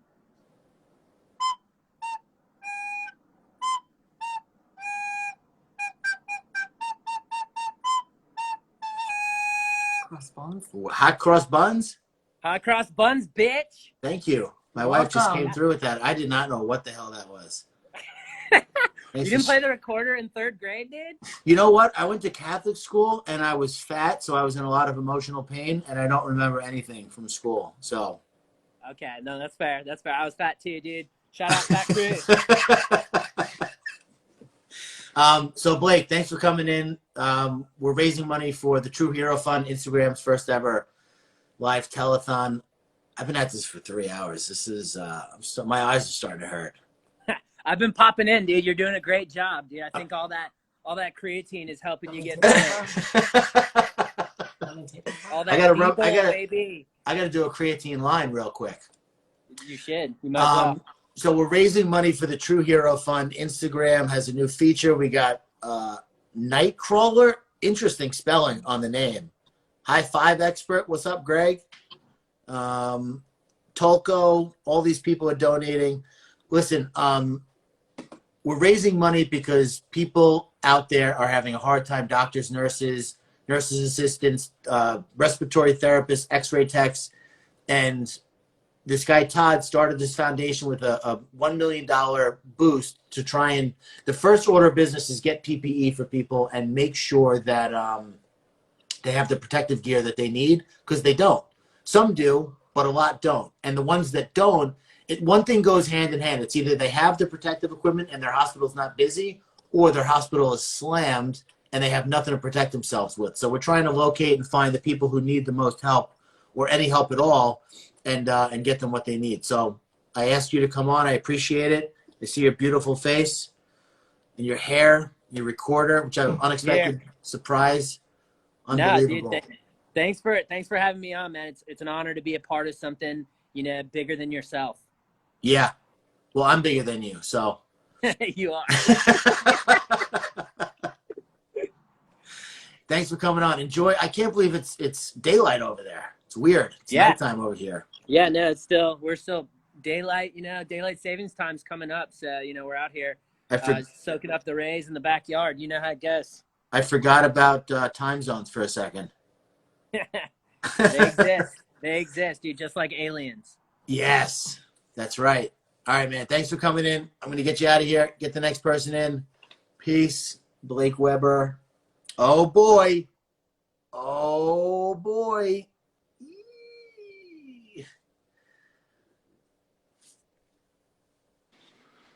I mean, what the fuck is going on? What is everybody just? I thought people were comedians over here. Everyone's talking about what a good job. Shut up. Do it. Go. You got 5 minutes. I'm not going to say a word. Listen, first of all, Tank, thank you for doing this. Everybody needs the equipment. The nurses need their equipment. Absolutely. It's a great thing you're doing. But what the people really want you to do is shut the fuck up and take your shirt off. Okay? I mean, we've had enough of you doing things with your clothes on. You got a rockin' hot bod and RHB. And I just want you, how dumb do you feel? I mean, it's a great cause, but how stupid do you feel 3.5 hours into this when, I mean, your eyes are bleeding? How many, you've had to talk to so many people that are high and on drugs because they're in quarantine. I mean, but you're doing a great job. We almost got $5,000 in donations. So that's great. But I thought it was going to be 5 million by now, to be quite honest with you. 5,000 is great because you really are, it's true. The PPE, everybody needs it. The nurses, doctors, especially here in New York, they need it. But let me tell you something serious right now. Do it. I'm going to come over there and kiss you right on the lips. So you need to understand that you got the types of lips that needs a kissing. I mean, what is Blake Weber? I love that kid, Blake. Does he really talk like that? I mean, he talks like my daughter's stuffed animals. Yeah.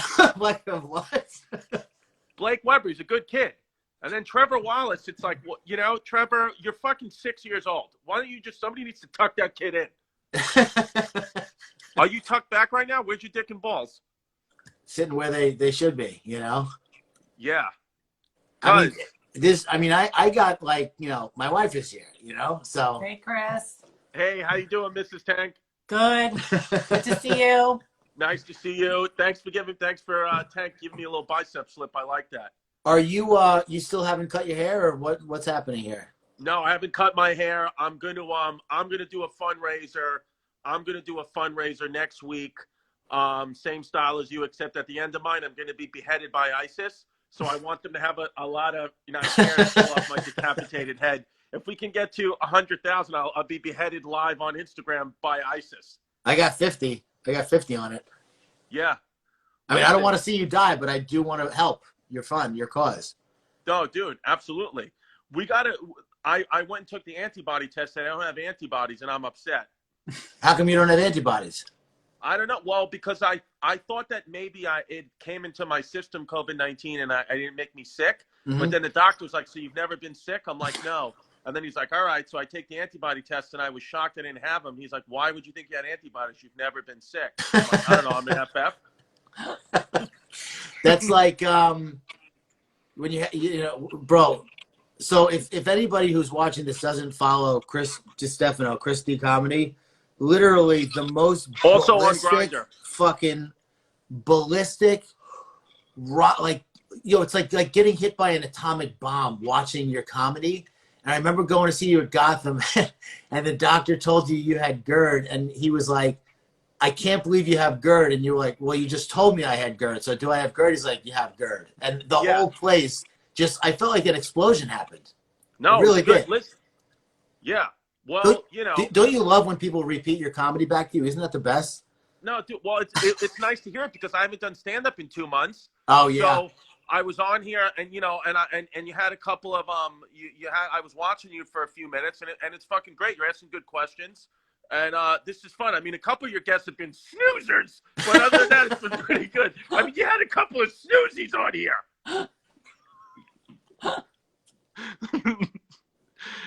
You know, but what can you do? They're not all going to be home runs, but that's why, cause I did a fucking line of blow, and I'm ready to donate. I already donated $50 to the nurses, so it's going to be good. Good for you, man. Thank you. Do more cocaine. My eyes are tearing. I'm not going to make it. I don't think I'm going to make it. No, I'm just cause kidding. you'll make it. Thanks for coming on, man. I love you. Who's coming on next? Stevie Emerson. I don't know, Steve.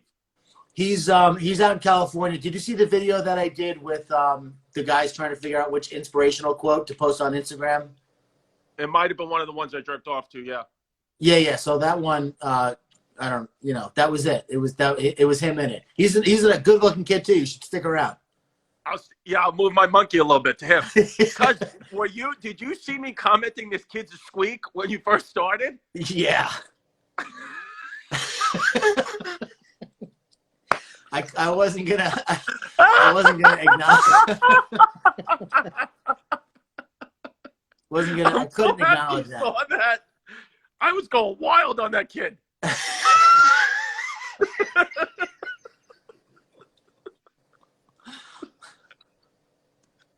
Kids squeak.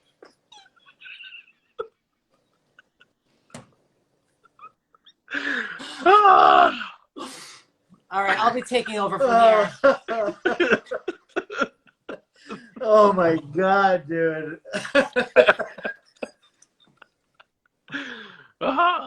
Listen, donate, you fucks. All right, dude. You gotta go. You. I don't gotta go. You gotta go. Bye. Oh my God, I'm sweating. Holy shit. Oh, Stevie. Come on, buddy. Oh my goodness. Oh my God. I wish you could come back in. Hey. Bro, it's like, I feel honored knowing that last guy's jerking off to me right now. Probably. I mean, you got the lighting going. Something's happening. I'm feeling something. How you doing, bro? How you doing, man? I knew it. I knew this thing was gonna get homoerotic at some point. Yeah, 10 o'clock. The last one. Yeah. Thank you for coming on, Stevie Emerson. You're the man, dude. Dude, thank you for having me, man. I think this is really cool what you're doing. I feel like you're like the glue that like holds all us Instagram folk together. Like you're low key at the top of the pyramid, my man. I love glue. We just hit $5,000 in donations. Shout out to Cody Calvert, Holly Mall. I don't know who did it, but it happened finally.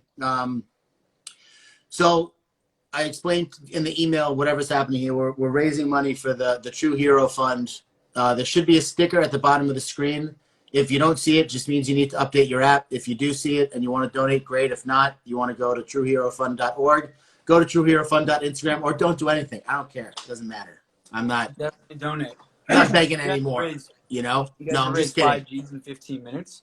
It all goes quick. You know what I mean? It all adds up is what I meant to say. It all adds up. $5, $10, whatever. If you can't donate, please don't worry. But Instagram asked me to do this thing, so I did the thing. I love Instagram. Instagram changed my life. Gave me, the most freedom and the most reach and the creative expression that I've ever achieved. And I've been at this for a long time, like you. I know you've been making videos for a long time. So when you find something that works, you want to, give back to it. We got to make some more, brother. I know. I would come out to California just to make videos. When are you coming next? I don't know, whenever the world stops crashing down. Do you have any plans for the second half of 2020? I don't even know if there's going to be a second half of 2020. Oh, come on, man. I don't, but I would. Yeah. I definitely How you would. doing, man? How's the family? I love all your tweets and memes about being at home with the family. I see you with your wife. Hello, Miss Sinatra. Yes. Hi, how are you? I'm great. How are you guys? Very good, thank you. Good. She's great. As I'm shoving almonds in my mouth. Yo, how many kids do you have? You got a couple of sons or 3. Oh wow, okay. 3. And listen, we were sick like the first 3 weeks of the quarantine. Yeah. And it was tough, but I don't know, dude. Like, I'm not one to complain for the most. I try not to complain. A, nobody cares. B, it doesn't do anything. So Right. I'm not like a silent sufferer, but I don't know. I choose not to suffer. I choose to see what's right. And about 2 weeks into the quarantine, I was like, maybe the hard part is over. I remember when my dad retired and he had a tough run for the first couple months. He just didn't know what to do with himself. So I said, maybe the hard part's over. And then I started to try to like enjoy it. You know what I mean? And like, I'm in a position where I can enjoy it because I work remotely. My family's healthy. My house is in order. I'm good. I've been exercising, reading, whatever. I mean, I'm just trying to do the most I can to benefit emotionally and spiritually from this time, from this quiet time, you know? Yeah, 100%, bro. I think there's something very oddly satisfying about like everybody being in this together. Like, it's not like you're the only one stuck at home and everybody else is out doing their thing, you know? Like, you can use this time to get ahead. And that's what, I mean, I'm just grateful everyone in my family is alive and healthy. Until that happens, I think there's really nothing to be upset about. Yeah. Well, thanks for coming in. I got to get the quarantine couple in brother. here. All right, man. Watch. Bye. I'll Good see you seeing you later. guys. Thank Bye-bye. you. Stevie. Let's see if Sam's in here. Sam? Sam? There he is. Oh, Mark's in here. Mark, I'm going to get you in here. I'm going to try. All right. You have to hold it up this way. Yo. We're so good at technology. Yeah. Oh. You guys all right? Let's be honest. You good? Just trying to Eddie. Yeah. Yeah, we're good. We should have put it on a tripod. We're looking for the best lighting in this apartment. Are those pajamas for me or were you guys just wearing them? For you, dude. Wow, I feel honored. Specifically for this broadcast. Well, I imagine you got the pajamas specifically for the new couple in quarantine series, which has been keeping me feeling very happy and part I'm so of. glad. We just wanted nice, like, matching pajamas, and we got like 3 of them, and then we got them like, okay, we have to put them in a sketch so they're a write-off at least. Mm-hmm. But we just wanted them. We're lame. Yeah, some people are hoarding toilet paper. I'm hoarding like robes and pajamas. You never know when you're going to need a robe. You really have no, especially if you run out of toilet paper, you know? Sorry. That's a good point. Yeah, we're just to get a couple fun purchases in there, you know? Yeah. You can buy anything right now. Yeah. Like everything return, I'm now like, thank God I kept that in the trunk of my car. I did not need. Well, thank you guys for coming in and helping me raise money for the True Hero Fund.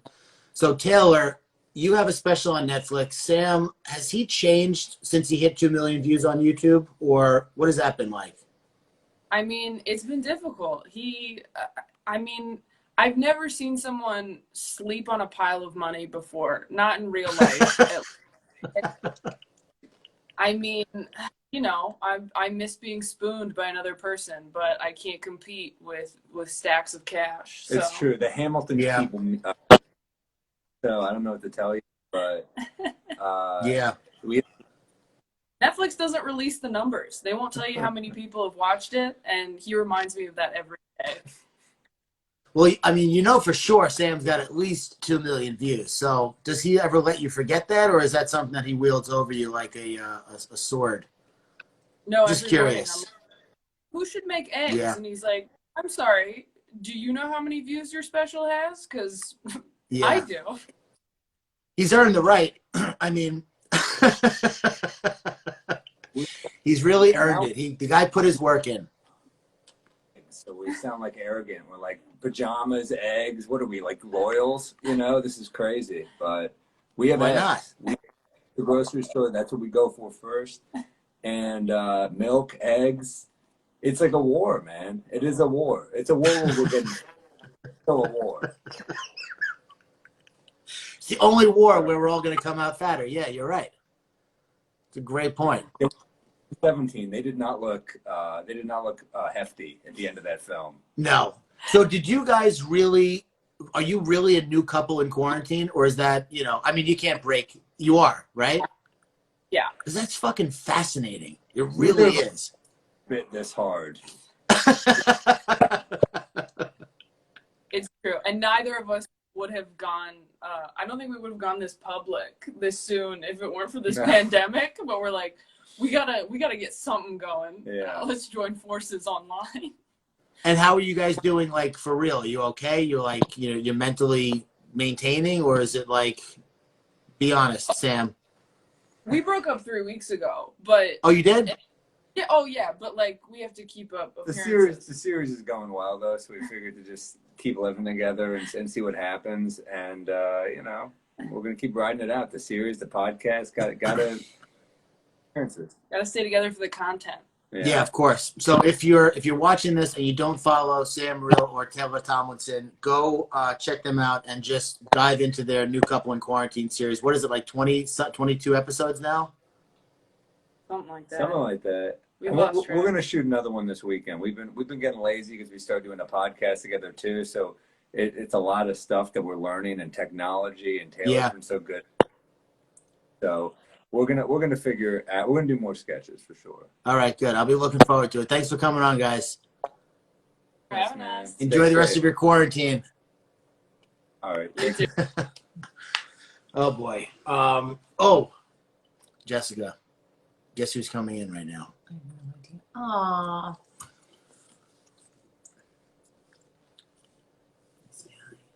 Hi. Hey! Oh, I thought the baby was sleeping and you couldn't make any noise or something. No, I just got very excited. Hi, guys. How are you doing? What? How are you doing? I'm doing good. Yeah. I'm literally in bed, Okay. and it's 7:30. Are you in bed for the night, or are you just taking a break? For the fucking night, yeah. Wow. Good for you. Wow. You know what it is? It's like I have a baby. That's what it is. It's the baby. You're up so early, and we have a strict routine, and so at 6 o'clock I take a bath with him, and I love it. And then after the bath I get really tired and I just want to go to bed, and I work from bed. I edit videos in bed. I do, I literally, You don't even work from home. You work from bed. I'll go down. What? Yeah, You don't even work from home. You work from bed. That's right. Great. At night I work from bed. It's like nothing feels better than just lounging. How are you guys doing? And how are you functioning? You've been on for what, 6 hours? No, 3.5 right now. Whatever, same shit. Are you It's a long so time. tired? How are This you? This is like a flight. It's like I haven't sat for 3.5 hours in a long time.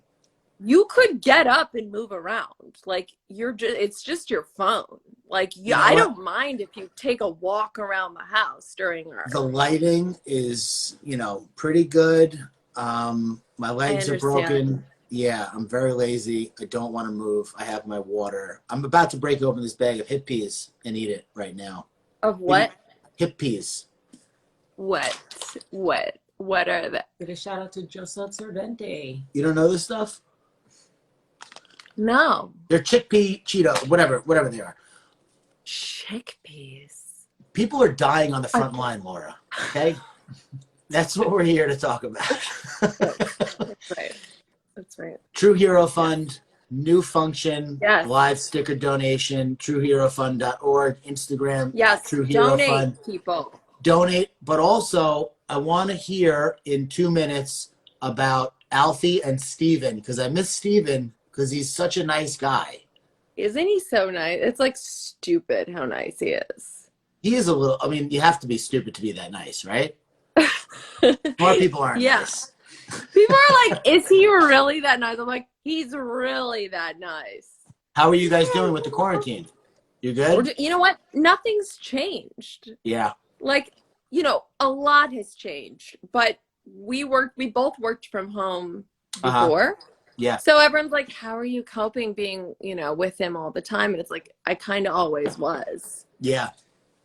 you But know. now you got the So baby in the mix. yes, and normally I had someone coming in and helping me while so I could work, and so balancing work and momming, uh that's the challenge. But like, I don't want to complain for a second, because we're so freaking lucky. We're both so freaking lucky that Yeah. we do what we do, and we can keep doing what we do. So Well, many you've people kicked it up. cannot. You've kicked it up a notch in the quarantine with the content. I see you revived Pamela Pumpkin a little bit, right? Oh my God, yeah. The World Health Organization reached out like, hey, can you, do a video promoting washing hands? And I thought, okay, like, what's a clever way to do that? And then I just did this quarantine workout, and literally it took off, and just thousands of remakes all over the world, Australia, everywhere, of people doing this dumbass quarantine workout, but so cool. Yeah. Such a cool, it's always awesome watching people do my ridiculous sketches. So that Well, that's what was you do. unexpected. You're a tastemaker. Yeah. You get people excited about something, and they just it's very hard to make people do anything. You know what I mean? Yeah. It's very hard to get Yeah. people to, especially if they're trying to recreate something that you've done, and you've done it so many times. And I've been a fan for so long. My wife is a fan. And I appreciate you coming on and spending some time with us from bed. Yes, I'm not leaving. I'm not moving. Yay. I'm so glad that you had me on. You guys are such lovely people, and it's so amazing what you're doing. I mean, especially for so many hours. It's incredible. Yeah, I'm You about give done. a fuck, and I love that. Please tell All Steven right, I said guys. hello. I will. All right. All right. Nice to meet Thank you. you. Bye. Bye. All right. That was fun. Love her. My eyes are really. Do you want some eye drops? No, I can't use eye drops right now. I got to be on camera. I'm going to let Nico do the talking this time. Yo. Yo, what's up, bro? How you doing, man? I'm not good. How many hours you been doing this for? 3.5 right now. Oh, God bless. No, I don't know. Good for you. I'm doing all right. We're raising money for the True Hero Fund. Trying to get, support and resources to people Get who are... amped, Tank. Come on. What'd you say? Get amped. We're raising money for the True... Thank God my dogs aren't here. Raising money for the True Hero Fund. You've been out there working, raising awareness, doing stuff, and that's why I wanted to have you on. You're just like one of those people who's like always doing something cool. And I wanted to at least bring you on here and let people know, whoever's watching, that you've been working your ass off to try and just keep people entertained, inspired, thinking of others. That's the thing I think that I get the most out of your page, is how often you're trying to bring other people into some kind of mix and getting them involved in the cool stuff you're doing. So Definitely, man. Thank you. I appreciate that. How are you doing? Good, man. I was bummed when this all started. I actually was sick with the COVID symptoms. So that, off to a rocky start, but, trying to find ways to stay creative. All the work I do on my page is kind of like predicated on being outside and interacting with people. So I tried to find ways to do that from the confines of my bedroom, and did this Best New York Accent challenge that kind of blew up. I wanted to get you in on that. Kind of blew up. Kinda. And now I'm doing the Best New York shirt. So I'm getting people to design like the 2020 version of the I Love New York shirt. Oh, cool. Been getting crazy submissions for that.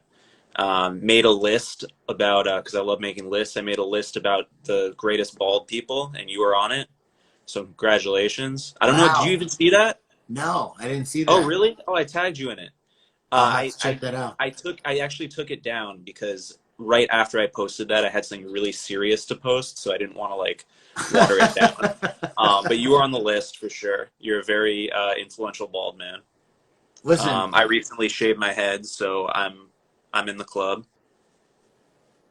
It looks like it's working for you. Yeah, I always rock a hat anyway, so. Yeah. You look great. Thank you, man. You too. Fantastic. My brain is like. Dude, I don't blame you, man. Right. I don't blame you. I don't blame you. So, do you have friends or family that are doctors or nurses, or no? I don't know, but I've been working with this organization called iPads to Hospitals. They donate, get people to donate iPads to give to hospitals. So I've been meeting doctors and hospital workers through that, and obviously incredible people. So I love what you're doing. They're going through it, man. They really are. Oh, Some indeed. are, some are not. Some hospitals are like kind of okay, but some hospitals, especially in New York, where you're in New York City, right? Manhattan? Yeah. I'm in Brooklyn. Super hard hit here.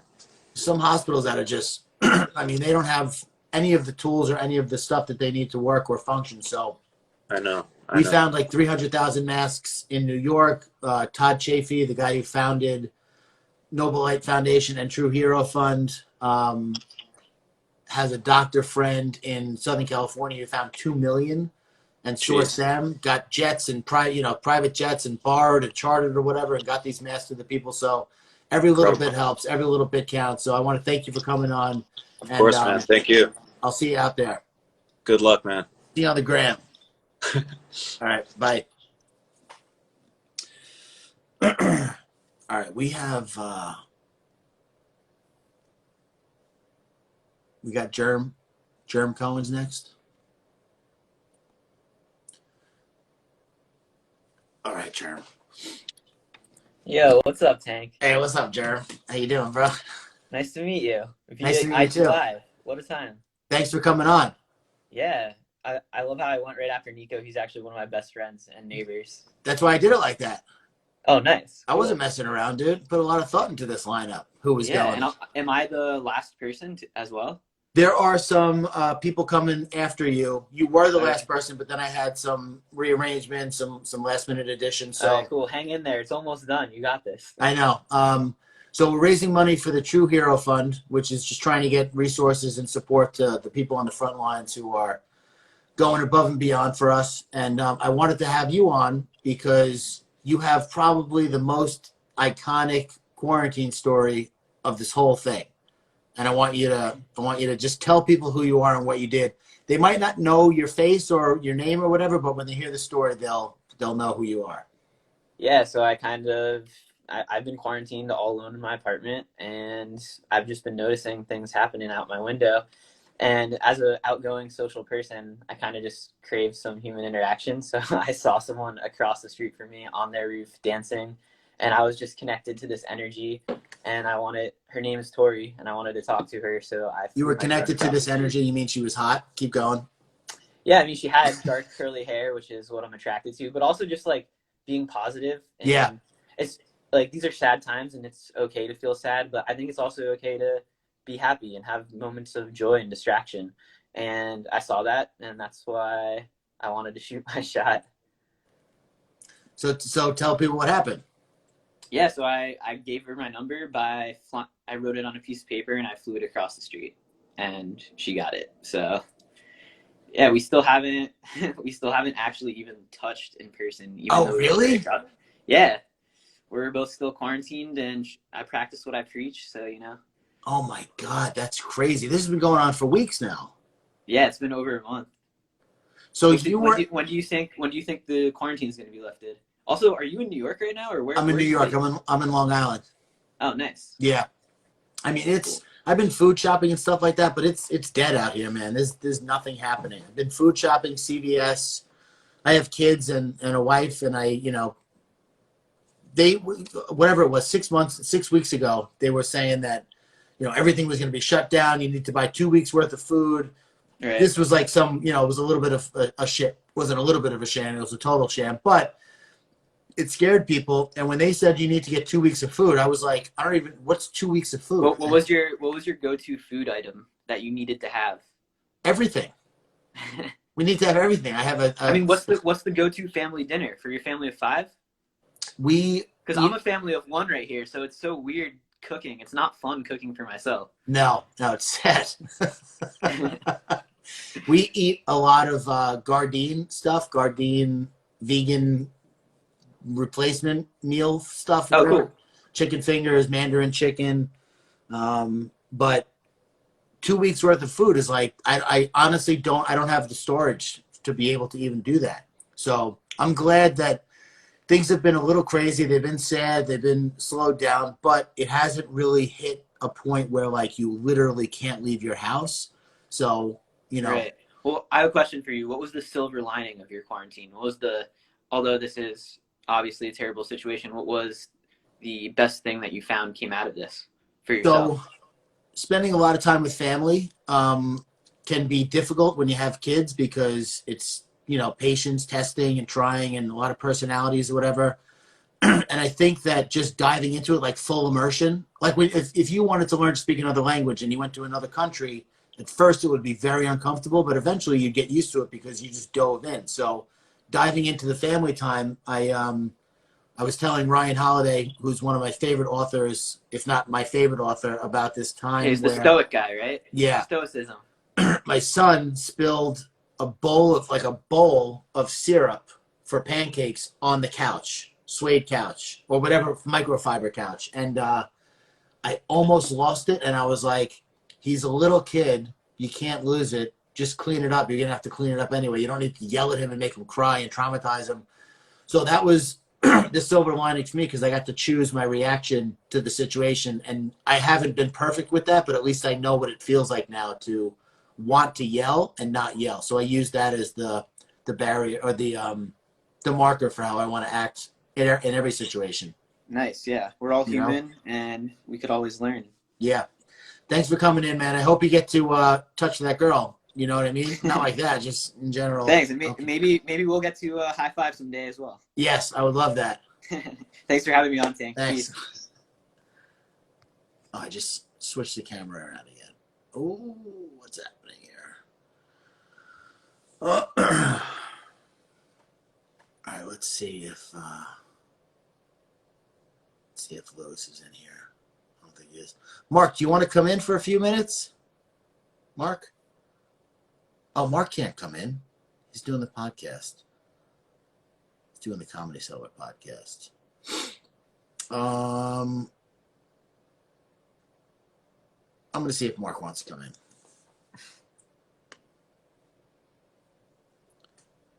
Oh, it's the couch. Oh, nope. You don't want to come in. Sorry, Mark. I'm so sorry, buddy. Let's see if Maria wants to come in early. Maria, are you ready?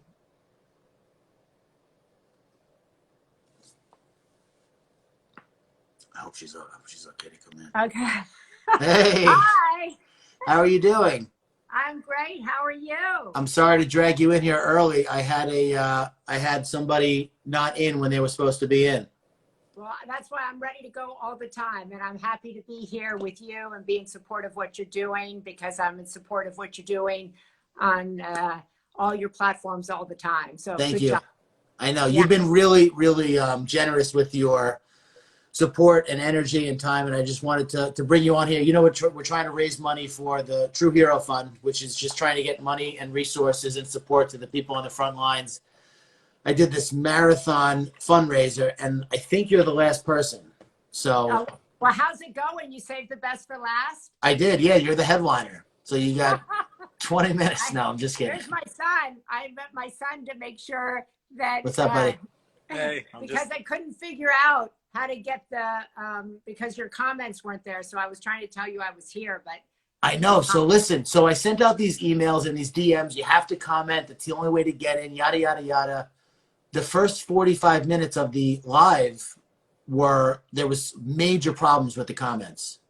Got it. Somebody was able to like send some kind of a virus in. It kept freezing the live. I kept having to stop it and come back in. It was a disaster. So I had to turn off the comments, which sucks because I like interacting with the comments and letting people know that I see them. You're here. I see you. I appreciate the fact that you're here, whatever. So I had to shut that off. But now here I am 3.5 hours later. And how's it been? It's been good. I got to talk to some of the most interesting people. I met some, childhood heroes. It was basically anybody I connected with on Instagram or developed any type of relationship like yourself where you saw what I was doing, I saw what you were doing. There was mutual respect and admiration. I asked and everybody said yes. everybody. That's great. It was amazing. That's a good problem to have. It was, I mean, it got so big so fast, 45 or so people in and out. I thought the Instagram Live was going to be like hard, you know, it's hard to bring people in because you can't see who's there or whatever. Like the request doesn't always go through, but it's been really easy. It's been really easy to manage. Well, that's good because I've been in journalism 40 years and most people say no all the time. So yeah. You're very lucky. I think there's a different spirit now, though. I think people want to help. They want to, they see people struggling and they want to be a part of the solution. I find people really receptive to supporting whatever it is you're doing. And people want to help. They see their fellow citizens struggling. They know there are people out there on the front lines working really, really hard and they want to support them. So I think what you're doing is great. What all the nurses and the doctors are doing is great. What the essential workers are doing in supermarkets, pharmacies, Instacart drivers, right? You name it. Yeah. I think everybody sees, maybe even for the first time, the hard work that so many people are putting in on behalf of all of us, and they want to support that. So it's great that you're bringing everybody together to honor that and to raise money and get money into the hands of people who really need it. And yeah. A couple of months ago, they didn't, and now they really do. Well, it's very easy to just blow by the doctor or the nurse or the grocery worker when you're busy, and you have so many important things to do, and you got to check your Instagram, you got to, you know, take a selfie, you got to go to work, you got to go to the gym, you got to do all this stuff. And then when you grind to a halt, and the people who, I'm not saying they're working against their will, but they're definitely working in conditions that they didn't sign up for. And to see them just trudge on and make the most of it and not shy away from the task and just keep going. Yeah. For me, it's been really inspirational because at any point, any one of these people could walk away and say, you know what, you're not giving us the protective equipment. The hospitals are overrun. We don't have what we need to make this happen. We're giving up. And I mean, I haven't seen that happen yet. I haven't seen doctors go on strike or any of these other things that happen when people don't get what they need. It's like they're, you know, they understand that people's lives are on the line and they're doing everything they can. And on top of that, they're not only putting themselves in physical harm, but the emotional toll. Like there was a doctor in New York who committed suicide 2 days ago, another EMT. These people were forced to lose patients, mourn for 90 seconds and move on to the next potentially dying patient without missing a beat. And what we're expecting of them has been, I mean, unreal. And they've stepped up to the task. So I wanted to do what I could to support them. Yeah, I think so many of the doctors and nurses that I've spoken to say, look at, you know, we've trained for this moment. This is why we became a doctor. This is why we became a nurse. We went into this profession to help people and to save lives. I think you see them, you know, really stepping up. There'll be a whole other wave, I think, of mental health challenges, emotional challenges. There's a lot of grief. Yeah. I said on my Instagram the other day, I think maybe we need a big collective day of mourning because there's so much mourning. People are mourning the loss of jobs, the loss of dreams, the loss of graduations, the loss of weddings, the loss of income, the loss of you know, a store, whatever it is. And whatever that is in your life, that's a huge loss, whatever that individual thing is. And so I think so many of these doctors and nurses who are working 24/7, their head is down and they're doing their job. They're doing the job that they were trained for their whole life. And when they pick their head up, there'll be a whole new wave and we're going to have to be there again for each other. Yeah. And I think that this is a chance. I'm doing a big global event on Friday called Unite.us, which is trying to bring people together. And I think, you know, talk to us all about how much we all have in common and how united people want to feel. And people want to feel like they belong, whether it's to what you're doing right now or to the larger country. People want to feel like there are people there to help them. And I think we've seen the best of humanity, really. We've seen people struggling and we've seen people stepping up in a way that we haven't. So I'm really glad that we're able to witness the best of humanity at this moment. Yeah, I agree. I think that people are searching for a way to help, something bigger to be a part of. And I've been saying through the whole fundraiser that like I have been this person in my life, but I haven't been this way in a long time, where I wanted someone to blame. I wanted a scapegoat, someone to just take the blame off of me so I didn't have to be responsible. And I feel like pointing out flaws in any kind of systemic failure, government or anything, it just We'll do that later. At a later date, we'll get to what went wrong and who dropped the ball. But right now, people need help, and that's what we're trying to do as individuals and collectively. Well, that's beautiful. I think this is a very big collective experience. It's also a very individual experience. I think people are recognizing that they do need government in ways perhaps that they didn't think they needed government a couple months ago. Yeah. I think people are understanding how they need local government, statewide leadership in addition to federal leadership. So I think people are seeing a lot of things they didn't see in February. You know, it's just a few months ago, we're all sitting there making these incredible New Year's resolutions, right? And you know, you kind of sit there and you're like, wow, we're only, you know, we're not even halfway through the year. My New Year's resolution is to wash my hands every 20 seconds. Right. Every 20 seconds. Well, my New Year's resolution was to deepen my relationships with everybody in my life. So this has actually been good for that. Yeah, I bet. I'm sure. Yeah. Well, I appreciate you coming on, and I see what you do with your Instagram, bringing, you know, trying to bring people together and bring out the best of people. So I wanted to get you on here and just commend you for doing that. You're making the most of it. Thank you very much, and likewise back at you. So hang in there. I hope you have a nice, put your feet up when this is over and know you did good and know that you helped people. I will. Yeah, I'm going to sleep like a baby. Thank you. See you later. Bye-bye. All right, I think that's it. Oh, my God. I got to crack my back. All right. All right, so if you're still here, what are you doing? Why are you here? Wait, let me see something. Hold on. Ricky is still fucking here. Oh, my God. All right. Lewis, you want to come in? Things changed. I'm going to see if I can pull Lewis Hausen. I'm already here. I'm just going to keep going until there's nobody left. What's up, man? What's up, dude? How's it going? You must be exhausted right now. Dude, my eyes are like burning out of my head. I had problems I did not know I was going to have. You're a machine, Sweating. man. You're a machine. Sweating profusely. How are you doing over there? I'm doing good.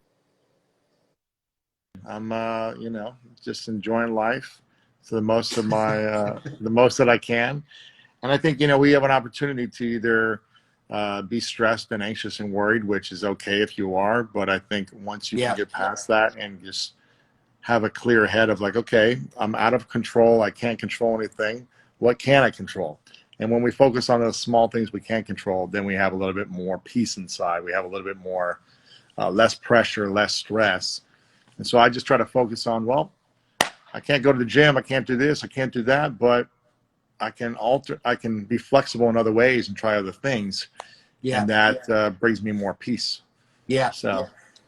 Well, you're one of those people who, when this all went down, I did not worry about how you were going to handle it because I know you take, mental health pretty seriously. Right.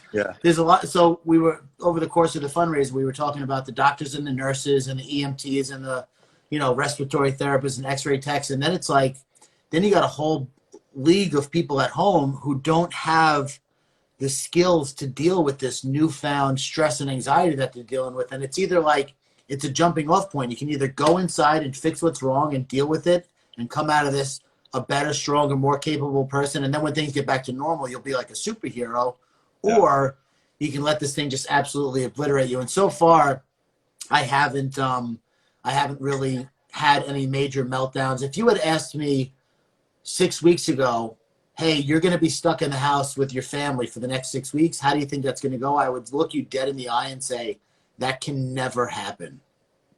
Ever. That's not a possibility. And now how do you feel?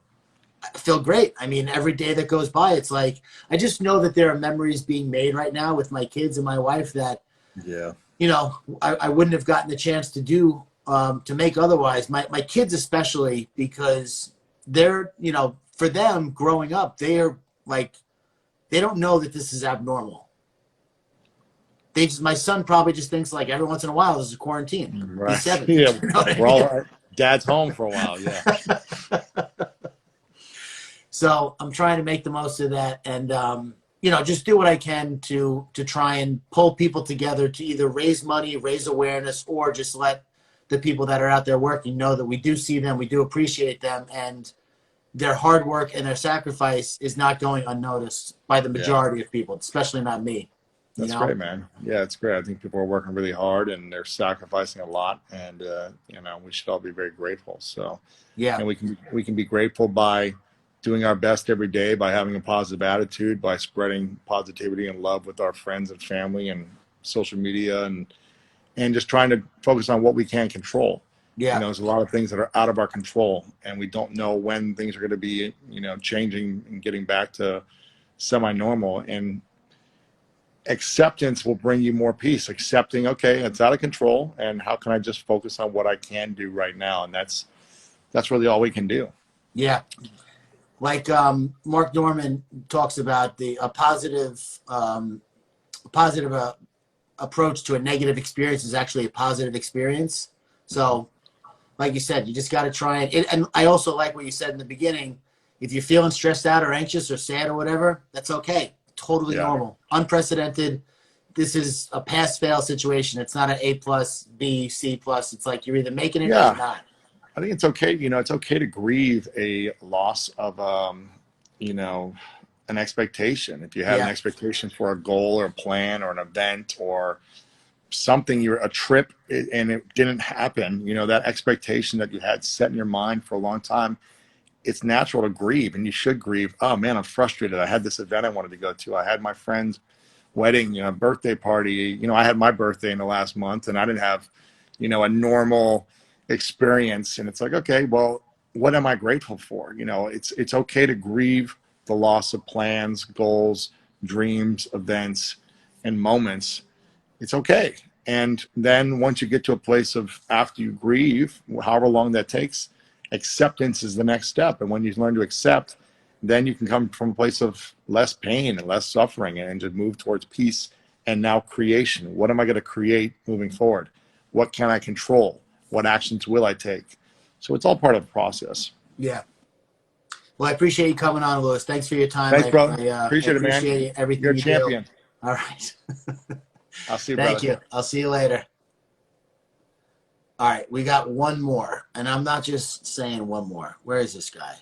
Mark, if you're not in here, I'm going to go fucking nuts. Oh, Kelly Slater's here. Kelly Slater, you want to come in, bro? I feel bad. I don't want to leave him out. All right, Kelly, I'm gonna try and pull you in. If you want to come in, go for it. If not, just reject it. Hey, Tank.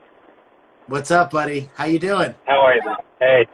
Sorry, I should have come on earlier, but I ended up surfing a little bit. I'm in Australia, and they let us surf over here, so. Look at that beautiful face, man. Look at you. Like an angel. I'm shot, dude. I've been at this. I'm in my 4th hour right now, so. I know. I heard you're now you know how Joe Rogan feels every day. Oh my God! 3-hour podcasts. Jeez, then you do a couple a day sometimes. I know. How are you doing? You're in Australia? I'm in Australia. I'm in Sydney. I'm doing good. I just went onto my page to tell some people to come over here too and check you out. Anyways, just wanted to help out with the donations here, so I'm going to donate once we're done here talking. But yeah, man, I've been following you for a long time, and I appreciate all the things you put out to the world. So thank you. I appreciate you, man. We're raising money for the True Hero Fund, and we're just trying to get any kind of support, resources, awareness to the people on the front lines. And somebody like you, I know that you were, an early supporter of mine. Just like somebody like people like you and Tony Hawk that I just like really looked at as somebody who was so dedicated, and you're talented, but obviously you're very hardworking also. I just respect the shit out of that. And I asked you to come on. You said yes. I was not expecting you to say no, but like everyone that I asked said yes. It was just, the response was incredible. So I'm glad that. Yeah, that's great. I'm glad you got to surf, and I'm glad I got you in here. It's a win-win for everybody. Yeah, no, it's good. I'm not to give you a sad story, but I'm in Australia right now, and I am visiting a friend of mine who unfortunately has Lou Gehrig's disease and is at late terms. You know, it's very tough, but it's, you know, also beautiful to, you know, be able to spend time with someone, you know, that will be passing away, and you know, get to have special times with those people. So, but it's a you know, it's an awful disease, but they all can be, and you know, maybe there's something beautiful to being able to having the time to talk to people and be sincere and real. You know, when I was first on tour traveling around, I traveled with my friend Shane Dorian, and we saw this quote from a Formula One driver, I think it was, and he said, "You're never as real as when you might die." And you know, unfortunately, I've dealt with quite a bit of that in my life, friendships and family and all sorts of things. Probably just because I know a lot of people. Yeah. But you know, it's really special to be able to have that time with someone before they go, and also as a reminder that you know, in light of what you do and your positive message all the time, that could be today for anybody. So you know, just try to work our way out of the negative headspace in our minds and focus on what good things we have. Yeah, absolutely. Yeah, it's well said. There's you know, you don't realize that, like my friends' in-laws had pneumonia when this whole thing was going on, first started getting going, and they were terrified. They were like, "Oh my God, this is it. They're gonna die. It's COVID-19, whatever." And they just had regular pneumonia. So in addition to COVID-19 and that pandemic going on, there's people that have like all kinds of other, you know, your friend has Lou Gehrig's disease. People are just dying of like cancer and car accidents. It's still regular life going on. Like my grandmother's sister died in the pandemic of 1918. She had diphtheria, totally treatable at the time, but the hospitals were overrun. So yeah, that's what this is all about. It's, you know, life is, I'll send you this thing that I've been listening to, this guy, Alan Watts. He talks about life and death and the transition a lot. He's a really, really smart, thoughtful. He's kind of like old Eckhart Tolle. He's really just... Yeah, I've heard him before, but I'd like to see what you're talking about. Bro, he's just so nice to listen to, because really, somebody said to me recently, I forgot the exact quote is like, we're all just trying to distract ourselves from the fact that one day we're going to die, whether that's sex and drugs, alcohol, Instagram, working out, whatever. It's really just to dissipate that anxiety. And hearing him talk about death and how it can be like the event versus the transition, and just, I'll send it to you. I don't want to get off on a tangent here, but I mean, since I've connected with you on Instagram, I know you've been through a lot. So you're still trucking, man. You're still going, and you're just kicking ass. And it's great to see. Yeah, thank you. Yeah, well, there's one thing for sure: none of us are getting out alive, you know. So you might as well get comfortable with it. There's a guy I follow, and I recently got to meet. I think I've met him before actually too, but recently spent some time with him, Micah Muller. I think his Instagram is Micah Muller7, and he's doing these virtual realities with great whites, and has extended it into crocodiles and other things. But they're like a 360 virtual reality film, like 10-minute films he's doing. He's doing 10 of them, and he had a primal fear of sharks, as so many people do, and he realized once he interacted and spent time with them that the fear was heavily attached to his being present. Yeah. And that fear allowed him to be in the moment, and he found it was the only time he's had to train himself. I'm sort of kind of ad-libbing here, but he basically said the only time he felt really totally present was when he had fear. And so it's allowed him to kind of therapeutically work through his own life to see how he can be more present with just normal, mundane, everyday life, as opposed to needing something to shock him into that present time. And I mean, obviously, what I do, what Tony does, what you know, a lot of athletes do, that physicality of those things and the excitement of, say, big waves or traveling somewhere, all those things, and the competition, it allows you to be present in the moment. You know, the Eckhart Tolle, be here now, be present now. Yeah. But that's something outside yourself kind of drawing you into that place. So, you know, Michael Muller's working on this thing where he's figuring out how to make that part of his whole life, and how that's why the fear is so attached to something you want to be around, because it actually brings you back into yourself. Yeah, I agree with that. Bill Campbell is an author. He talks about peak experiences with physical, physicality and athleticism, and something like on the level that you guys are at. I imagine it's got to be just something I couldn't possibly understand it. I lift weights and grunt and sweat. I'm not very graceful in anything I do ever. So I don't know, man. I appreciate you coming on. I know you're in your car. You were just on the beach. You're making time for this, cause. I really appreciate it, and that's it. Thank you for stopping by. Yeah. Thanks, man. That reminded me of one last thing. You watch Bill Burr? Do you know who Bill Burr is? Yeah, he's another bald guy. Yeah, of course. Yeah, of course.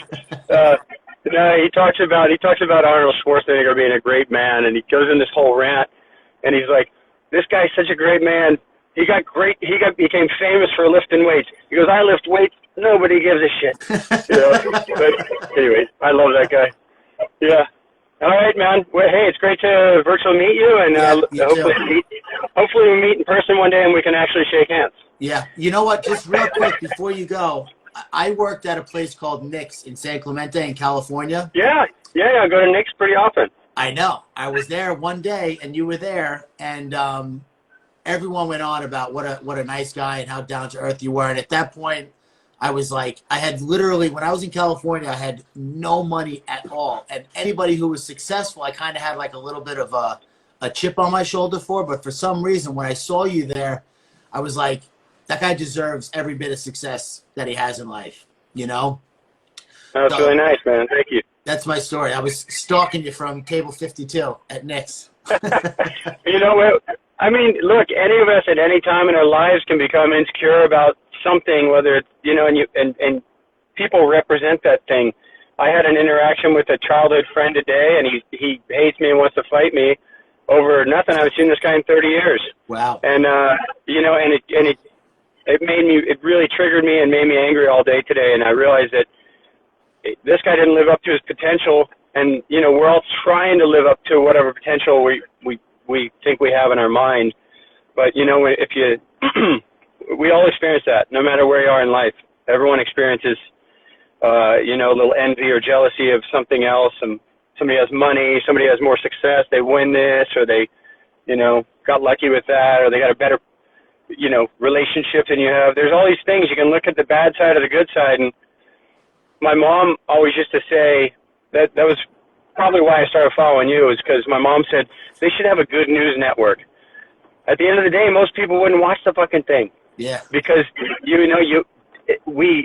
that thing I said about Michael before, it's kind of full circle. You have this little thing where you're drawn in, the moth to the flame. Yeah. When there's a fear thing, you have to hear, what is that thing? And we're so attracted to that. And I love watching all the good news, like Dodo. I follow the Dodo. They put all these nice, happy things about the animals and stuff, and these great stories of people rescuing things. And I love the stories you put out. Some are just so simple and small little things, but yeah, they make you feel good. But you still can't help when you hear that really shitty thing on the news, and I got sucked into it. Yeah. Well, listen, you have too much to lose. If you need me to fight that guy, I'll fight him for you. All right? He's all good. Still working himself out. Thank you for stopping by, man. You're a champion. Thanks, bud. All right, man. Good on you. All right, bye. Okay. All right, Mark. Mark? Oh, I don't see him. I don't know why he's not there. Mark, let me search. I can't search. I feel terrible. Mark Normand. One of the funniest comedians in the fucking world. I can't get him in here. All right, so what I'm going to do is I'm just going to wrap it up and wait for Mark to pop in. And if Mark pops in, great. If not, I'm going to kill myself. No, I'm just kidding. You can't really say that. So anyway, I'm not going to do that. You know what? I've been here for 4 hours. I can say whatever the fuck I want. I don't know what I'm saying anymore. So we raised money for the True Hero Fund. Caitlin Olson, I don't mean to call you out by name, but you just left a huge donation, and I really appreciate it. I don't even know if you're still here anymore. Skater Steve coming through, Eric Rule, R-Dub Guest, Saving Grace Rescue. I mean, part of this telethon could be that I just stay on here for the rest of my life, and you guys, just watch me age, and we raise money. Kevin, what are you doing here? Kevin, white people humor. Mark, listen to me. I don't see you. Please help. If anybody knows who Mark Normand is, he's one of the funniest comedians in the world. He's definitely one of the funniest comedians in New York. And if you're one of the funniest comedians in New York, you're one of the funniest people in the world. Listen, I can't talk anymore. Mark, I will end this and then go back with you if you want, because you've been here since 9:40 and I don't see it, and I feel bad making everybody watch me squirm while I look for you.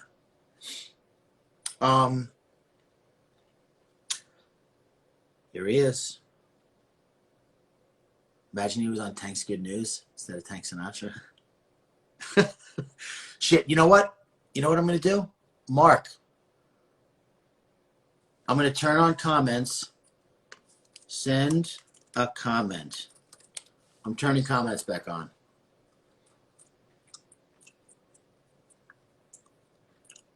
Mark Normand. Where are you, bro? So we raised about $10,000 for the oh yeah. We raised about $10,000 for the True Hero Fund. Oh, come on. I can't let this guy come in here. What the fuck?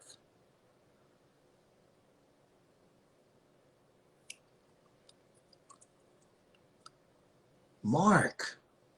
I see him too, but I can't pull him in. It says report comment, hide live video from Mark Normand, or pin comment.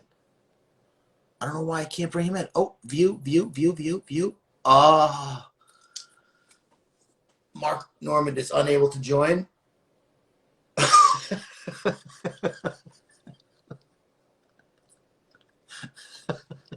Mark, you can't say that stuff, man. Listen.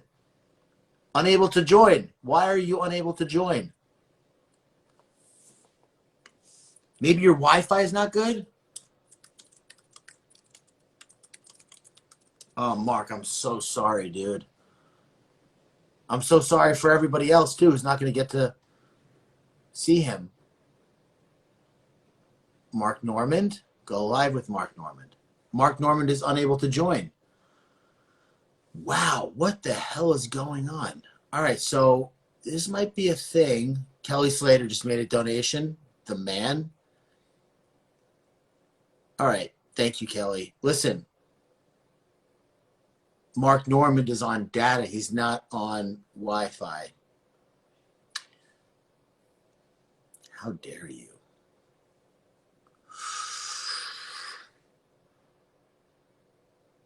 Chase was already on.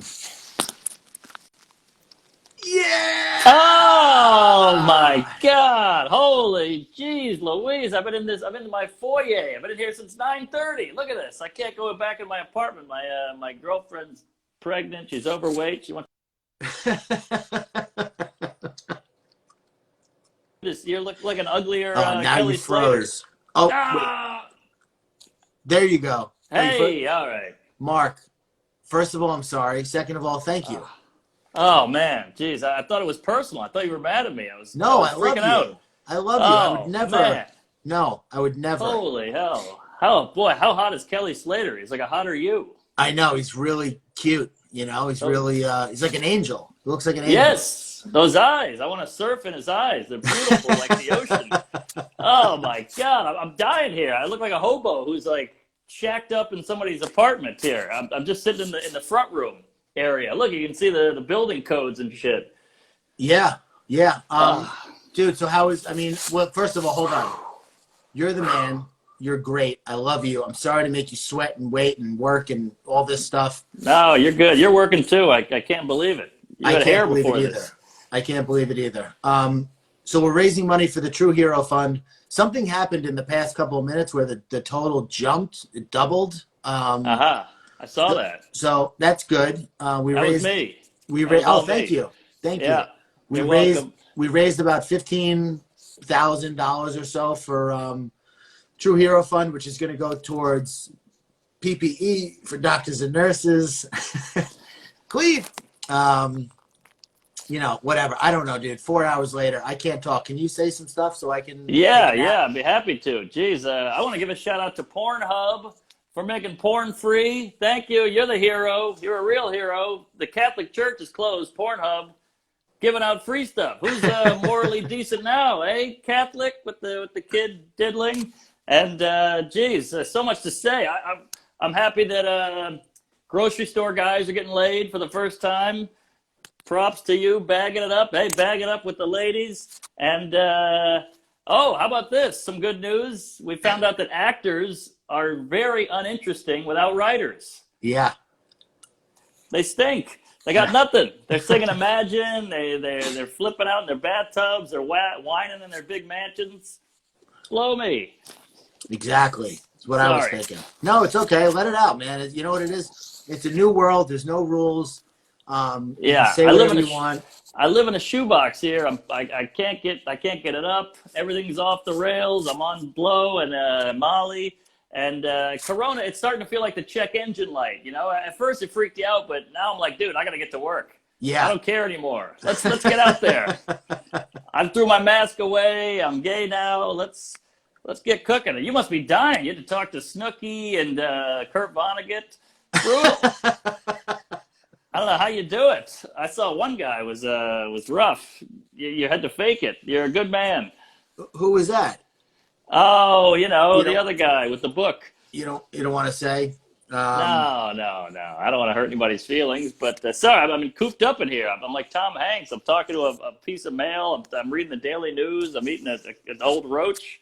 No, I love everybody who I ask to come on here in different ways. You know. Sure. I love everybody. How hot, boy, that Kelly Slater. I've always been a fan of his, and I'd love to watch him and his lady make love. So you don't actually want to make love to him? No, I like guys with hair. Well, thanks, man. Sorry. Well, you're too beefy. And are you rocking nipple rings like Cuomo? By the way, Cuomo's killing it with the gash. Every girl I know is sitting on a towel when Cuomo comes on. Have you seen this? No. Oh, tell your wife. I know you don't let her speak. She's like a 50s housewife next to you. Jesus Christ. What is she, barefoot with stirring a bowl of pudding? Yeah. I mean, I got to have pudding ready all the time. All right, tell her I said hello. She's way out of your league, if I might say so. Yeah, you might. But you knew that. Oh God, it's good to talk to you. Look at me, I'm losing it. I look like a terrorist hostage here. I got the beard, the hair. Yeah, I'm dying. I mean, it is what it is, bro. You're doing your best. You live in the foyer now, or what? No, I can't go in. I'm fighting with the lady. She's menstruating. I thought you said she was pregnant. Well, there's a little spotting. I don't want to get into it, but the couch is ruined, and boy, we're out of cotton balls. Home birth? Yes. Home birth. We're gonna do it in the shower. We can't afford a tub, so she'll have to stand up, and we'll put a little pillow down for the baby to fall on. Yeah. Well, good luck with that, man. Hey, thanks. I want to give a shout out to Fauci, and you've been drinking your Windex or whatever? Yeah. Well, I had a person come over with an IV. I got a 10 parts water, 1 part Clorox. So I'm good. Look at you, man. You look like you're dying. I feel bad. It sucks you're sober. This would be a great time to get sloppy. Well, I think about that. If I was using now and drinking, I mean, this would be a very different quarantine. You would have said the N-word 2 hours ago. Yeah. I mean, 10 years ago, probably. Let's be realistic. God. I mean, I would have ruined everything. So yeah. I leave that to you. Thank you for taking the baton on just ruining everything. Well, hey, the money's, I think since I came on, the money actually went down, which is sad. But, yeah, it went down by a quarter. I don't know how that happened. Maybe there was some kind of refund. Oh, boy. Oh, it's good. I missed you, man. I feel I'm so lonely. I got my plus-size lady. She's in a wheelchair, so she couldn't leave anyway. But I'm dying here. I need to get out and do stand-up again. I need to get on the road. I need to get a prostitute. Those should be essential, right? We don't want to have a bunch of incels hanging out. I actually miss school shootings. That's how lonely I am. I'm joking for the folks at home. There's nobody at home. Everybody's out. All right. Yeah, when I came onto this thing, the numbers were way up, and now since I came on, now it's down to like 600. But it was high for a while. Well, I think you brought some in. I don't know. I mean, it was Kelly Slater also. You know, his people probably left. They went to go look at pictures of him and surfing his eyeballs like you were doing. Yeah, we have similar I love Watts, by the way. Huge fan. Yeah. Dude, I listened to this video. I listened to this YouTube or whatever, and it was incredible. I'll send you the link too. I'm sure you've had plenty of experience with him, but this particular video was really powerful. I think I saw it. Is it animated? No, it's oh, okay. He was talking about death, and the way he put it was just like, I'm all right. I mean, I don't want to die.